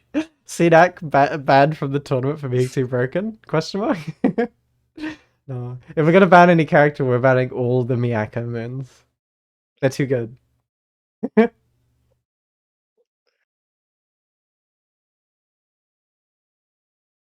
I think C Kohaku is the most consistently placing character in Tono Tea Party brackets. I think in Vermilion Versus it's something weird. I'm pretty sure it's actually who would it be in Vermilion Versus? Who's the most placingest character? I don't know. I'm trying to think. What character do we see the most? Probably F. It might be Fime. We see a lot of Fimes, and we've seen a lot of Fimes place high. It's mainly just Monga and RA9 though. I think VV is a more diverse bracket than Tono Tea Party, which is weird because you'd expect the beginner bracket to have more weird character picks. But I think I think to some high extent, end beginners are also locked out of certain characters by being beginners, right? Yeah. I think it's also that like lots of the players who place in VV have been playing this game for so long. They have like 7 different characters and they have weirdo picks. Yeah. Definitely. But like the middle and lower placements in Tono Tea Party brackets are quite diverse, but the high end is usually, it seems to be lots of Sikohakus, lots of Akias as well, and lots of Rose. Lots of characters with high health pools and explosive damages. I wonder what. Yeah. I've labeled the bracket as losers winners for some reason. I just noticed. that ain't right. Okay. It is not called losers winners, it's called losers finals. That ain't right. That's less bad than when I got the date wrong. That was pretty bad. I got it wrong by like a week as well. I was like, it might just be today. It's today. Okay. Yeah.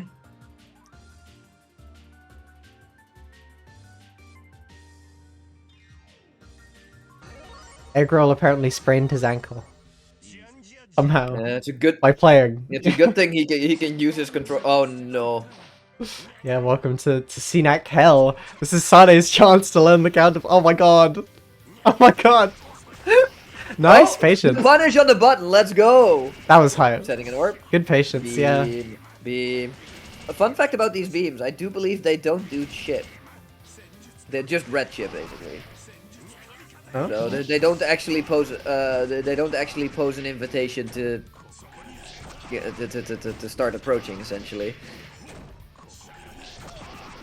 Yeah, Oh, nice. another overhead.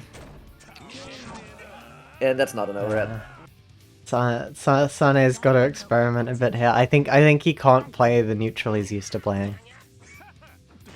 I think he has to be a lot more aggressive. Yeah. He only needs like one good hit because this is Knack health. Shocking This is news. Knack defense. Honest Mids Michael actually is forced to use his Honest Mids. 5A whiffs on Knack. Oh no. Yep. That's like his go-to light button as well. That's gonna be a weird habit to break. It's hit by the overhead again, just bursts out. Nice, goes for 2A that time. But again, fighting Knack or cats is a lot of conscious thinking about how this character doesn't let you do what you want to do. Yeah, unlucky. I'm very happy my thinking doesn't have to be that hard for it. This does look very frustrating to have to do. Yeah, fighting CNAC is just annoying. This character's not good. You just need one good hit, and then you've pretty much won. But you can't do any fun shit. You have to play in a specific way, you know. Again, 5A whiffs. That's okay, as long as they don't expect it. Blocking forever, nice, finds the mash out. Quite a decent amount of meter to work with. Red up heat active. Oh my god, tech chase as well! Gets both of them guard broken because it's Knack. Yep. Say goodbye to your meter. Again, tries to 5A and it whiffs. He needs to break that muscle memory. He needs to think so hard about what light button he presses just because it whiffs on this annoying ass character. Nice hit confirm. Nice. Clean. Combo drop into whatever. More buttons to be pressed. It's CNAC, to be fair. Having any kind of pressure on this character is such just a strong position to be in. This character's defense is not good. Yeah. I don't know what Eggroll's trying to do out of blocking here. Nice from Sane. Down but never out. I mean, ideally, just quarter second forwards. Yeah. Ideally, the next thing they're gonna do is switch characters. Because that was a perfect. Yep, clean from Sane. Sane's learnt. Sane's learnt. He's learning. Oh, he's stuck. He's he's like, Sane, that's a fluke. I'm not letting you get away this easily. Putting the fear of God in a man. Nice dash blocking.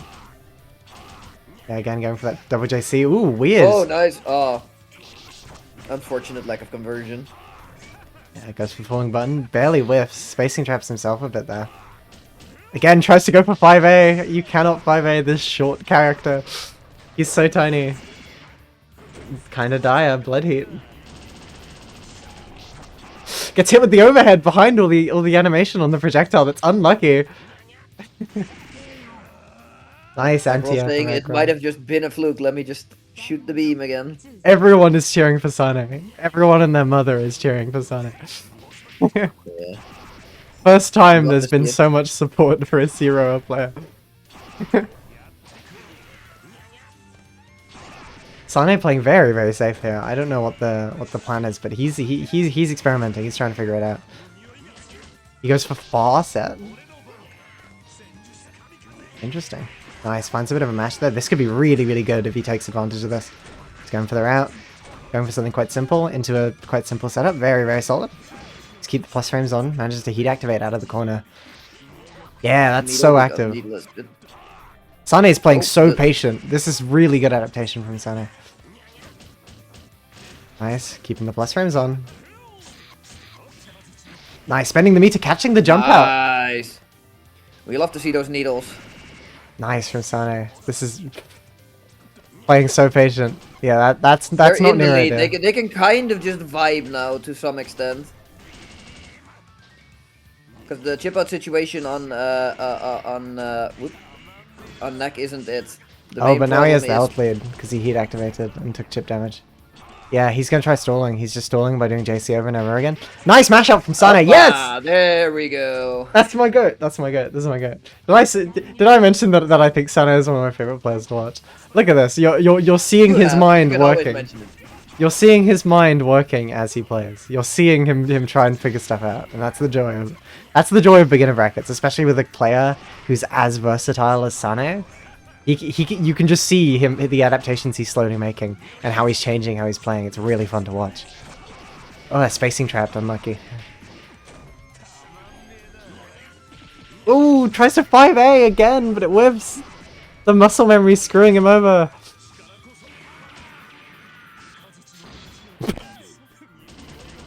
That certainly was a heat. That certainly was an interaction. Ah, egg roll. Up on set point. That is unlucky. Sane, gotta keep that composure. Gotta keep trying to kill this rat. This Neko Chaos gremlin.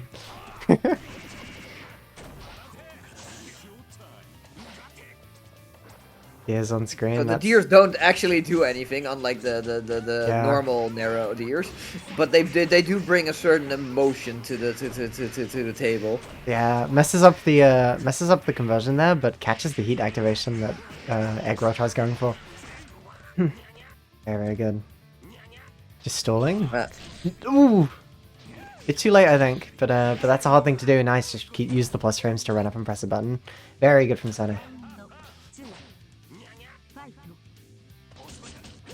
Some stagger pressure. Nice, spending the meter, doesn't get the conversion. Needle just really paying off. Yeah, I think he's realized how strong that is against lots of Knack stuff, especially since everything Knack does is hurtbox, like everything. Yeah. It's also just insane how much damage it specifically does versus Knack. Like just the raw needle did 3.4. Yeah, I know. Yeah, that's the Knack health for you. Again, I think he goes under that if you activate.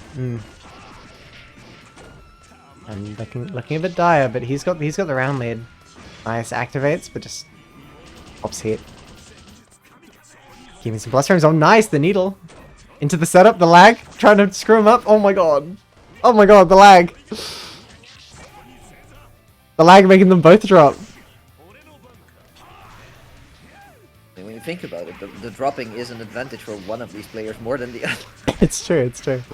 One of these players is a character who can just kill the other one if he gets like a pressure situation like this. Yeah, nice. Oh, and there we go. What will we see? Will we see the final game of Knack? Will they commit, or do they accept that Sane has? Oh, he's committed. He's like Sane, you haven't conquered your demons yet. Very good stuff from Sane there. He's figuring it out. Nice. In the corner, this is dangerous. Gets the counter hit, but doesn't get the hit confirm that he wanted. Trying to control some space. Nice! He knows! He's learned! He knows he's learning the character special moves as he's playing. Doesn't get the conversion he wants into the combo, but yeah, blocks the overhead. Oh, nice! He also started blocking the overhead. It's so overhead. Nice backdash! If it doesn't work once, just go for it again. Yeah, that goes... I think his stand goes under. Thrown into corner. Going for some stagger pressure. Just trying to find a hit. Ooh. Yeah, kind of dire. This is set point for egg roll. Sane's got to keep his composure here.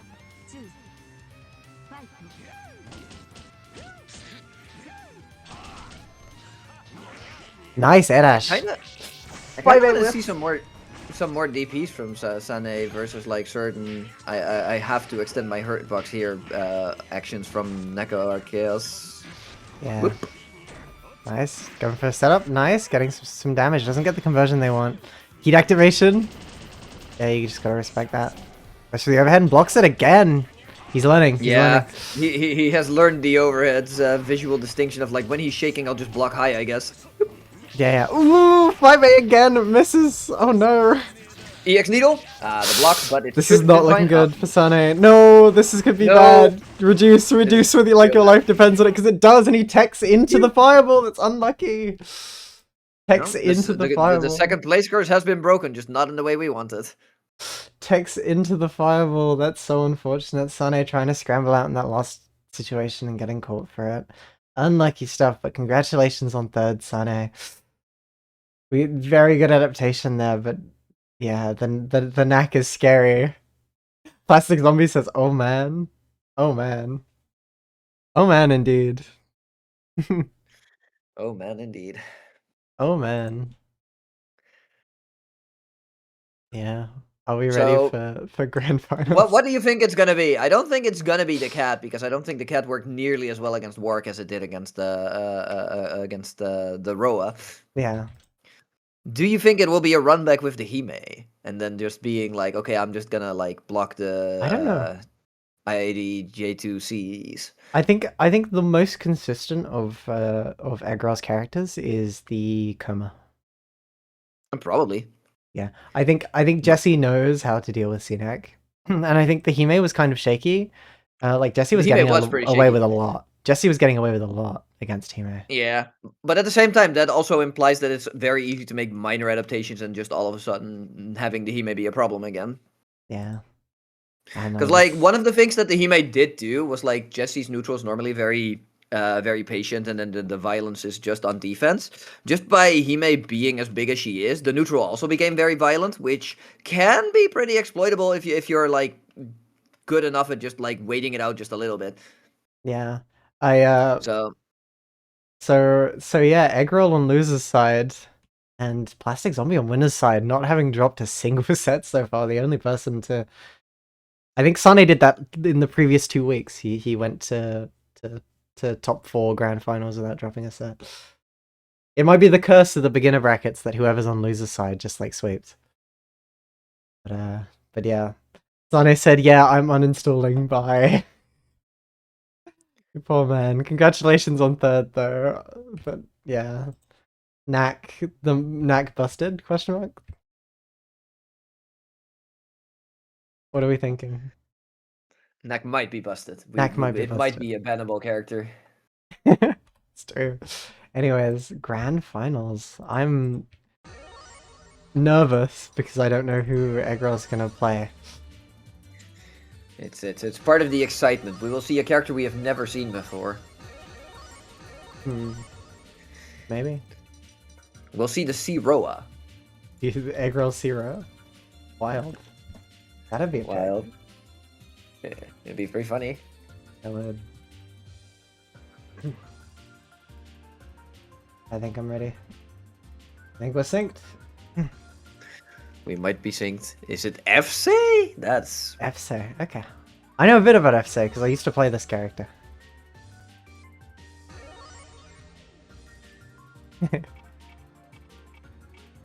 Eggroll says fuck walk. He does not like this character.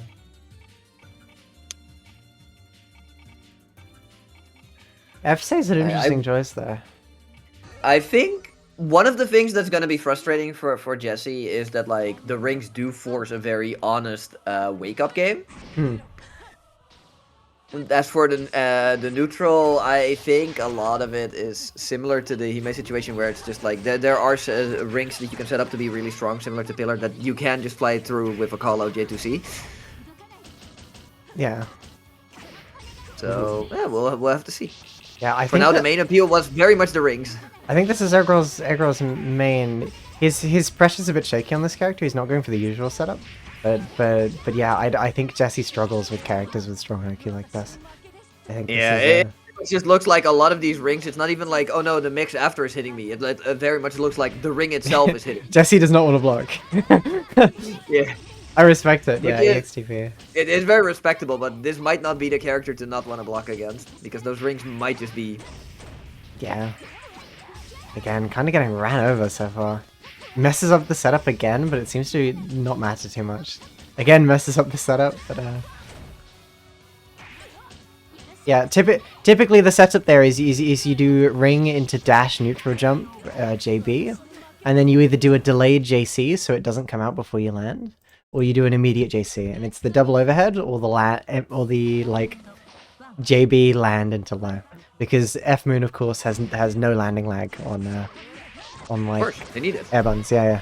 So if you delay the JC enough to make it not come out before you hit the ground, you get a very scary low situation. I think it is technically fuzzyable, but it's kind of scary, and especially when she mixes in things like you can just do the jump, do JC to come out to not come out before you land, and then do command grab and stuff. She has lots of scary stuff she can do. Ooh. Oh, wake up blood heat! Ah. You could just shield the ring and get Lost Ark. Yes. You can just shield the ring and get Lost Ark. I don't think she knows. Yeah, that set play does not work when you're in Blood Heat, because you can just EX shield the ring and get the unblockable Lost Ark super. This is not looking good for Plastic Zombie. Kind of getting ran over. the definitely real run through twice. Yeah. Oki is as real as the opponent not blocking it.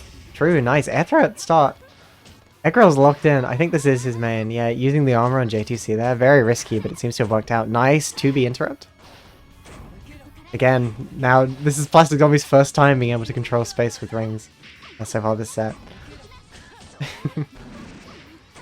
Nice frame trap.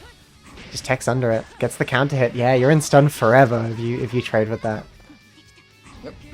I looked it up on Mizumi. It says forever. Let's go. Nice. Down but never out. Junkyard Freesia says the ring matchup ever. Is that true? True. Yeah, this is the most onion ring matchup you've ever seen. Nice, catching the like run through with the 2A there. That's the counter hit, but a bit too low for the conversion they wanted. Again, trying to control more space with rings. Kind of struggling a bit. Very much so using teleport effectively there, just going in and out, trying to avoid that. That's the one that's plus on block. That's the light one. We should have gone to Blood Heat so we could do the wake up last start thing. Yeah. On the rings. 2 up on loser's side. It looks like it's going to go into reset for aggro.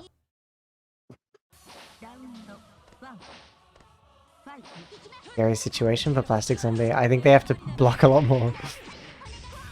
Yeah. Yeah, that's the one that's an overhead. That one is not plus there. You can tell by the distance. Oh, weird mash out. Seemed to have worked. Heat activation on wake up. Trying to control some space with rings there. But Eggerol playing very, very patient. Nice run under. This is we saw some signs of life, so I don't think this is gonna be a clean sweep, but it's still looking like we're in need of some more signs of life from Plastic Zombie before it's actually gonna take off that well. This is just looking very controlled. Plastic Zombie has time. This is winner's side. Yeah, exactly. I don't think it's gonna be a clean sweep, but I do think we're very close to the reset without any real more heat. More heat activation? Yeah, kind of struggling a lot to deal with. Like, I think especially rings in neutral, but also on Oki. I think Plastic Zombie's a bit too like nervous on Oki and pressing a bit too much.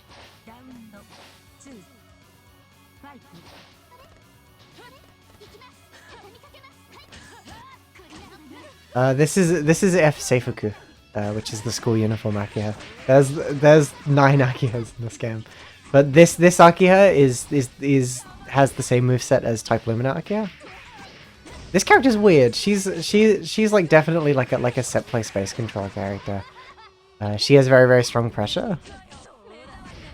We are seeing less rings on Oki now, and Jesse immediately pressing all these violent buttons again. Yeah. This character has all of her specials. She has a meterless plus on block version of them. She has a plus on block DP. She has a plus on block 2-2B. She has a plus on block quarter cycle back A. She has obviously rings as plus on block.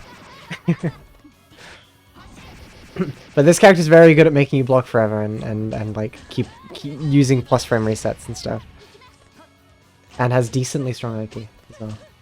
Her neutral's alright. She's slower than most of the other Akias.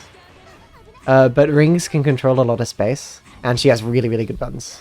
Stuff like her 2C is massive, and her 2B is massive as well. Those buttons are massive, and then she pulls back afterwards, so they can actually be quite hard to punish. Oh damn! Well, while we're talking about that, this is looking a lot like it might just be the comeback we were waiting for all along. Yeah. Then the ring comes back out again, and it's time to block. No, gets hit with the double overhead. I think Jesse's trying to heat activate here. Yeah, lots of not. Ooh, scramble. Yeah, nice. Egg roll resetting. Very good. I jinxed it. You hate to see it. But yeah, the reset has in fact happened. The reset's happened. Yeah. Plastic Zombie's gotta really figure this out. Yeah, just running under.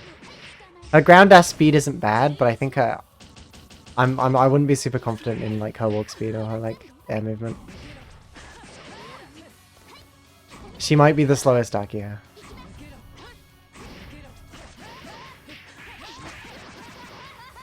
Bit too high for the knockdown that they wanted. using JTC, weird.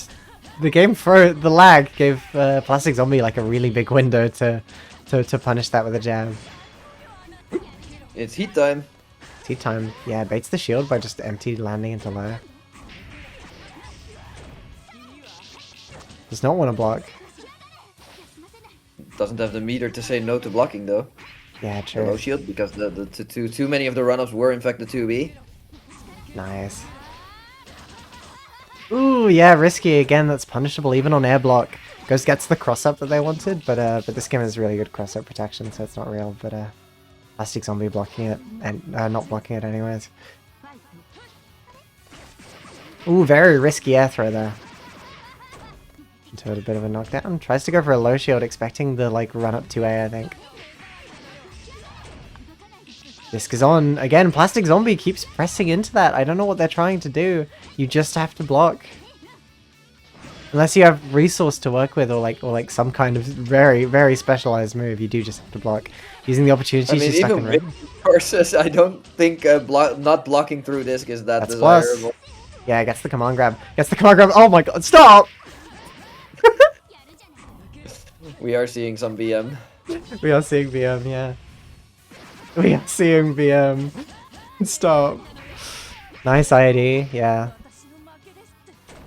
Eggerl, 1-up. And got the mental damage for going command grab into command grab into command grab. He went for a fourth one as well, I saw that. Don't think that one slipped past me. Nice teleport. Ooh, nice 2B anti-air run under and catch the landing with the 2B. Good ring. Into the full conversion as well. That's an invalid combo, but some extra damage if the egg rod decided to. If the opponent doesn't tech it, it's just as valid in damage. Sure. Another knockdown, please block. Messing up the dash into neutral jump, I think. Twice in a row. That looks like a misinput. Oh! Yeah. Burst into the... not very good in the game. Whoop! Burst into the ring. Bunkering. Whiffs 5A twice above the crouching shield, and it seems to have worked. Nice. Plastic Zombies got the round here. They need to, yeah, really change up how they're playing. I think a lot more respectful on defense would go a long way for them. Just blocking a lot more. An offensive situation. Immediate jump out from Eggroll, recognizing that at that distance there's not much they can threaten Meaty. Yeah, blocking. Ooh, gets caught with the overhead there.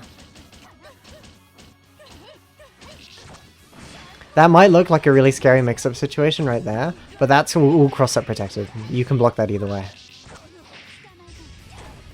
It's really scary until you try blocking it. It becomes scary if she was slightly lower to the ground. But at that height, there's not much you can throw at them. That's actually... Oh, let's go. There's the Jesse on the board. Jesse, first one on the board in all of both the grand final sets so far. 1-1.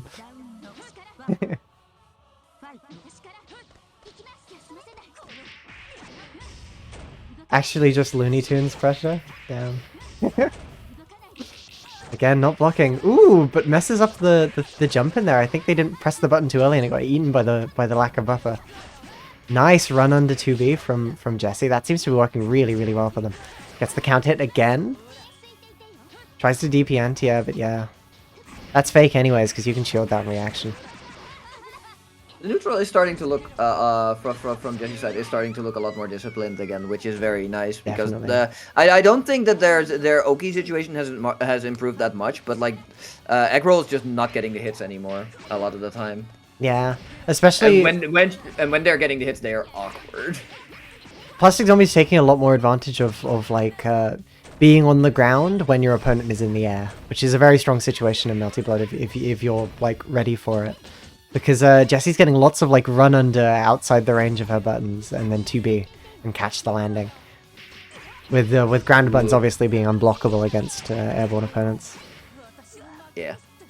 That was an unfortunate situation where they got a bit too scared to punish the DP. Could have been something great. Yeah, true. Lag spike. We're gonna get a few of those. Not enough for it to be a super big problem. That's plus. Yeah, run up throw. Goes for something. Possibly a misinput. I assume it was gonna be like something where it's just like I'm gonna represent the command grab loop, and then this time when they mash out, I'm doing this funny business into a bombo. But at the same time, the mash did still cover the funny business by accident. Again, messes up the setup and gets reversal throw and run up heat activation to bait the DP. Interesting. Nice shield from Eggroll calling out the falling disc. Good conversion from Plastic Zombie, putting Eggroll in the corner. Just trying to box them in with projectiles here instead of like actually running pressure. Which might actually be a good option considering the meter difference. If they can keep their distance and get like a decent count hit, they can pop heat or just run up and do it. Fuck it. Melty Blood. Fuck it. Ooh, yeah, no. Yeah. That's not real. Yeah. Yeah, Eggroll too. Unfortunately, you gotta block. This projectile does sometimes ask you to block. Yeah, true. True. You do sometimes have to block. Oh, nice. Ah, unlucky. Barely runs under. Again, tries to bunker out. You can't bunker there. It's not gonna work. Goes for the double overhead, but blocks both of them. That's plus. Goes for the command grab again, but a bit too early. Still in throw protection there. Nice shield from Eggroll. Started shielding the projectiles on the way down, especially with F-Moon shield. That can be really, really good. Lag spike. Trying to bait something. Come on, grab another one. It's not happening, so we're just doing the double command grab. One because it's strong. The other one because we want to side switch and have some BM in our life. Yeah, it destroys the ring if you hit it during the start there. Trying to bait Plastic Zombie into approaching with the thing. Nice run under 2B anti-air again. Might be good time to pop heat. Get some health back. Nice, another one. Very effective 2B anti-airs from Plastic Zombie. Run up throw. Heat activation. Ooh, barely doesn't go through. Yeah, gets hit. The set point for Eggroll right here. From loser's side. Ooh, barely drops. Unfortunate miss. But yeah. It is definitely looking like when the rings are out, it's looking very menacing. Yeah, cross up into the layer. Tries to go for a command grab. You can shield that, but was already stuck in the animation, unluckily. Gets the trade. This is looking bad. Yeah, Eggroll can just fish for trades. Eggroll can just fish for... Oh, side switch with the bunker. Interesting. Into the knockdown as well. Oki's going to be run up heat. Run up heat. There it is. Run up heat. Tries to DP, but a bit too far. Nice from Plastic Zombie. Back in the game. Ooh, jump scare. Goes for the overhead as well. The overhead. Ooh, a falling ring. That's very, very plus. Kind of interesting. Goes for the plus rim. Mashes out. Mashes out again. 2 trades. Unblockable. Boom. Clean. Well, not clean. That was so scrappy. That was unclean. That was the dirtiest. Absolutely. But it worked. It worked. And just like with command grabs, plus frames only work if your opponent respects them enough, or if your buttons are fast. Nice, falling button. Goes for the DP. That DP is questionable. Very, very questionable. I think you can swing into it and cancel into shield and reaction as well. Oh, Jesse was out of it like 5 seconds ago, and now is looking to completely tie it up. Yeah, very patient play from Eggroll. Eggroll's not taking those risks. Plastic Zombie actually blocking, first time ever. Nice, falling ring. This could be it. Messes up the conversion. Has a lot of meat to work with. Just spend some. They could burst here, but choose not to. We're gonna burst in a second. Oh, this is dire. This is dire. Very dire Roki situation. This is bad. Heat activation, but manages to somehow that worked. Okay. Nice. Just jump. Oh. Whoop. That was and clutch. There we go. 2-2. 2-2. Oh my god, my heart. My heart. Take it to 2-2. Homu is very happy right now. The final, grand final. Nice. Both of them playing very, very like safe here. Fishing for buttons. Maybe an accidental cancel into teleport when they tried to cancel into ring or something. Going for empty into low, but they didn't press a button before they hit the ground. It makes it easier to fuzzy. Nice hit from Plastic Zombie. And a conversion. Ooh. Doesn't hold shield for nearly long enough. Lots of counter hits. Lag spike. Partial charge. This is weird lag going on, yeah. Heat activation doesn't punish it there. Nice counter hit. That was a grounded counter hit as well. I thought it was in the air. I think she just barely landed. Super's out. Knowledge check. Does he know? Does he know? The knowledge check. Oh, he does not. Punished. Just gets punished. This is tournament point for Plastic Zombie here. We thought she was out of the tournament. We thought it was so dire, but yeah, down but never out. Round up. Just got to keep your composure here. Yeah, barely not in space. Gets the counter hit they wanted. Nice conversion from Plastic Zombie. Let's go. The ring to stop the reversal from actually reaching. Nice, just pressing some buttons, gets the counter hit trade, chooses to just tech back, control more space. Ooh, nice air dash from Eggroll. Again, you cannot heat activate into that. Eggroll getting more Roki. Goes for a very delayed overhead, gets the command grab. More Roki. Like a VM on this one for more command grab shenanigans. This is like just any hit will do it. Yeah. Yep, and here's the hit of choice. It is tournament point for both players. Final round. Final round. This is as close as you can get it. Oh my. Ooh, backdash from Plastic Zombie there. Run under, but swings the wrong way. Unlucky, a bit too early. That was some very nice defensive sequence straight into this instead. Yeah. Nice late bunker. The delayed bunker seemed to have worked there. That might be new tech. I wouldn't experiment in this situation, but she possibly could. Another run under anti-air. Into the knockdown. Got some pressure on. Run up heat activation. Run up heat. Try to control space with rings. Ooh, nice. Very good run under. Gets the overhead. This could be bad. More Roki. This is so tense. Blocking, choose not to block, and Eggroll. Nice from Eggroll. Very, very nice. Congratulations on winning Tono Tea Party 5. Incredibly close grand finals. Incredibly close grand finals. Very, very well done. That was... I'm baffled that went as far as it did. Very, very well done. Very, very well done. Congratulations on winning Tono Tea Party 5. This was a very, very, very good showing in top 4, I think. Very, very good showing. Congratulations to everyone who placed top 4. Congratulations, Plastic Zombie, for taking it to literally final round. It might be the Tono Tea Party curse that whoever enters grand finals on winner's side loses. It might be. It might be the curse, but congratulations to everyone who placed top 4. Congratulations, Jesse on second. Congratulations, Eggroll, for winning the entire tournament. Congratulations, Sane, for making it all the way to 3rd, and Jazz for being our like surprise bracket 4th place. Congratulations to everyone who made top 8. Congratulations to everyone who made top 16.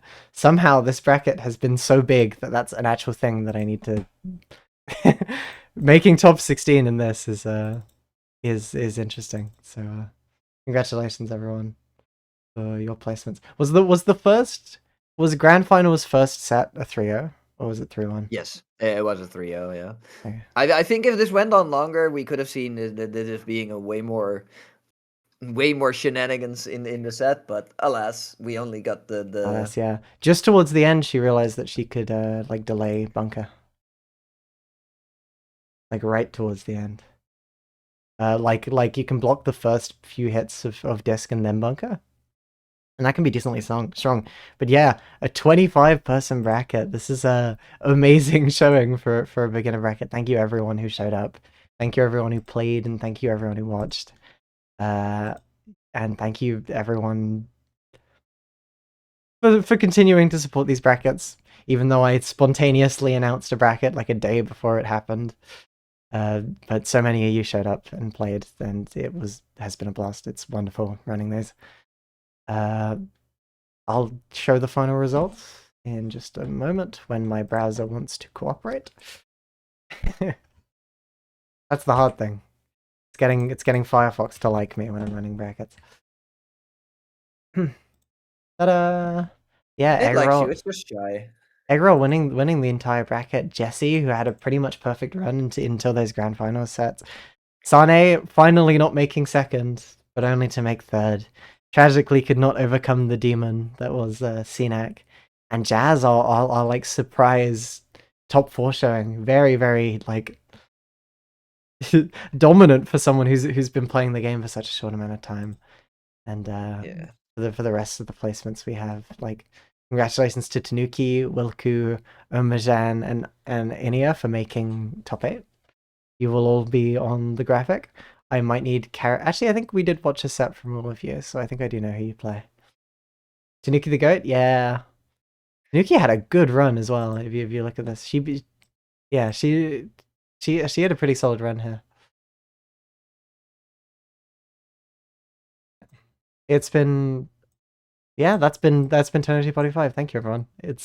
I hope you enjoyed the very, very hyped top 4. I think I did like the fact that we had time to make it a everyone on winner's side. I think that was fun because we got like Jazz v Sane and stuff. Yeah, I think that was quite cool. But thank you everyone. Thank you everyone for showing up. Thank you everyone for continuing to support these incredibly jank brackets. Thank you for hosting them. I try my best. Yeah, thank you, Flippy, for showing up with like an hour's notice to do commentary for me. Let's go. Do you have anything you want to say about the game or to shill or whatever? I am still incredibly happy that you're hosting this shit. It is just so nice to be able to join the weeklies. Yeah. So yeah, that. It's always a blast. So VSAV bracket 1. Yeah. VSAV bracket 1. Yeah, exactly. I actually don't know. It should be something fun to dump on the side there at some point. Yeah, it might be fun. Top 5 Toner Tea Party brackets, watchmeasure.com. Well, yeah, there's 5 now, so we can do that. The first one has no footage, though, because it wasn't streamed. Well, it technically was, but only Emily's gameplay on her Twitch. And I think the VOD's gone now, so... Party Kirby saying Soku is my religion. Let's do another one, bracket back to back. Yeah, this is when we do the Vermilion vampire bracket. Literally right now. True, right now. All right, everyone hop on VSAV. Yeah. Everyone hop on VSAV.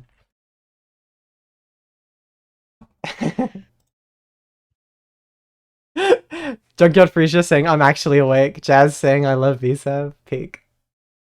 Fight game? Sure. Yeah, sure. Let's do it. Maybe we take over the matchmaking ping and we make it a VSAV matchmaking ping. Just everyone ping for VSAV games right now. Let's go. How was this game run, Melty? What? Oh, someone's asking how this game is run. We use a community version of Melty Blood that you can get at a link in our Discord server, which I will chill right now to everyone in chat. Join the brackets, chat. We do like beginner matchmaking stuff as well. It can be fun. That was this. Yeah, that was this. The reason this is Swiss is because this is beginner matchmaking. You know it is. Yeah. VSAV's Fightcade? Yeah, VSAV's Fightcade. Most people play that version. But yeah, I'm gonna go make some food now because I'm hungry. Thank you everyone for being here. It's been great. I love running these, and I'll see you all this Saturday. Actually, I have a few things to show before we go. This Saturday is the main Vermilion versus bracket. It's going to be a lot of fun. You should show up. There's lots of beginners there as well. So don't go, oh, just because I'm a beginner, I'm gonna lose every game. Surprising amount of beginners attend, and it's a lot of fun, even if it's just like shit posting in stream chat. So show up for that. And then this Sunday there's Fuckfest. Fuckfest EU is back, and Webb's doing another Fuckfest bracket this Sunday. That's the big one. If you're gonna enter any bracket, enter that one. Shout out to Webb the goat carrying the scene on his back, pretty much. Yeah. Thank you, Flippy, for being here and helping me run this Anytime, by anytime. commentating with me. And thank you to my TOs who were there and helping with bullshit. It's been great having people to do the connection tests for me, even if we have the occasional pan shoot coin flip. Yeah. Thank you, everyone. I'm gonna go now. Bye, guys. Bye.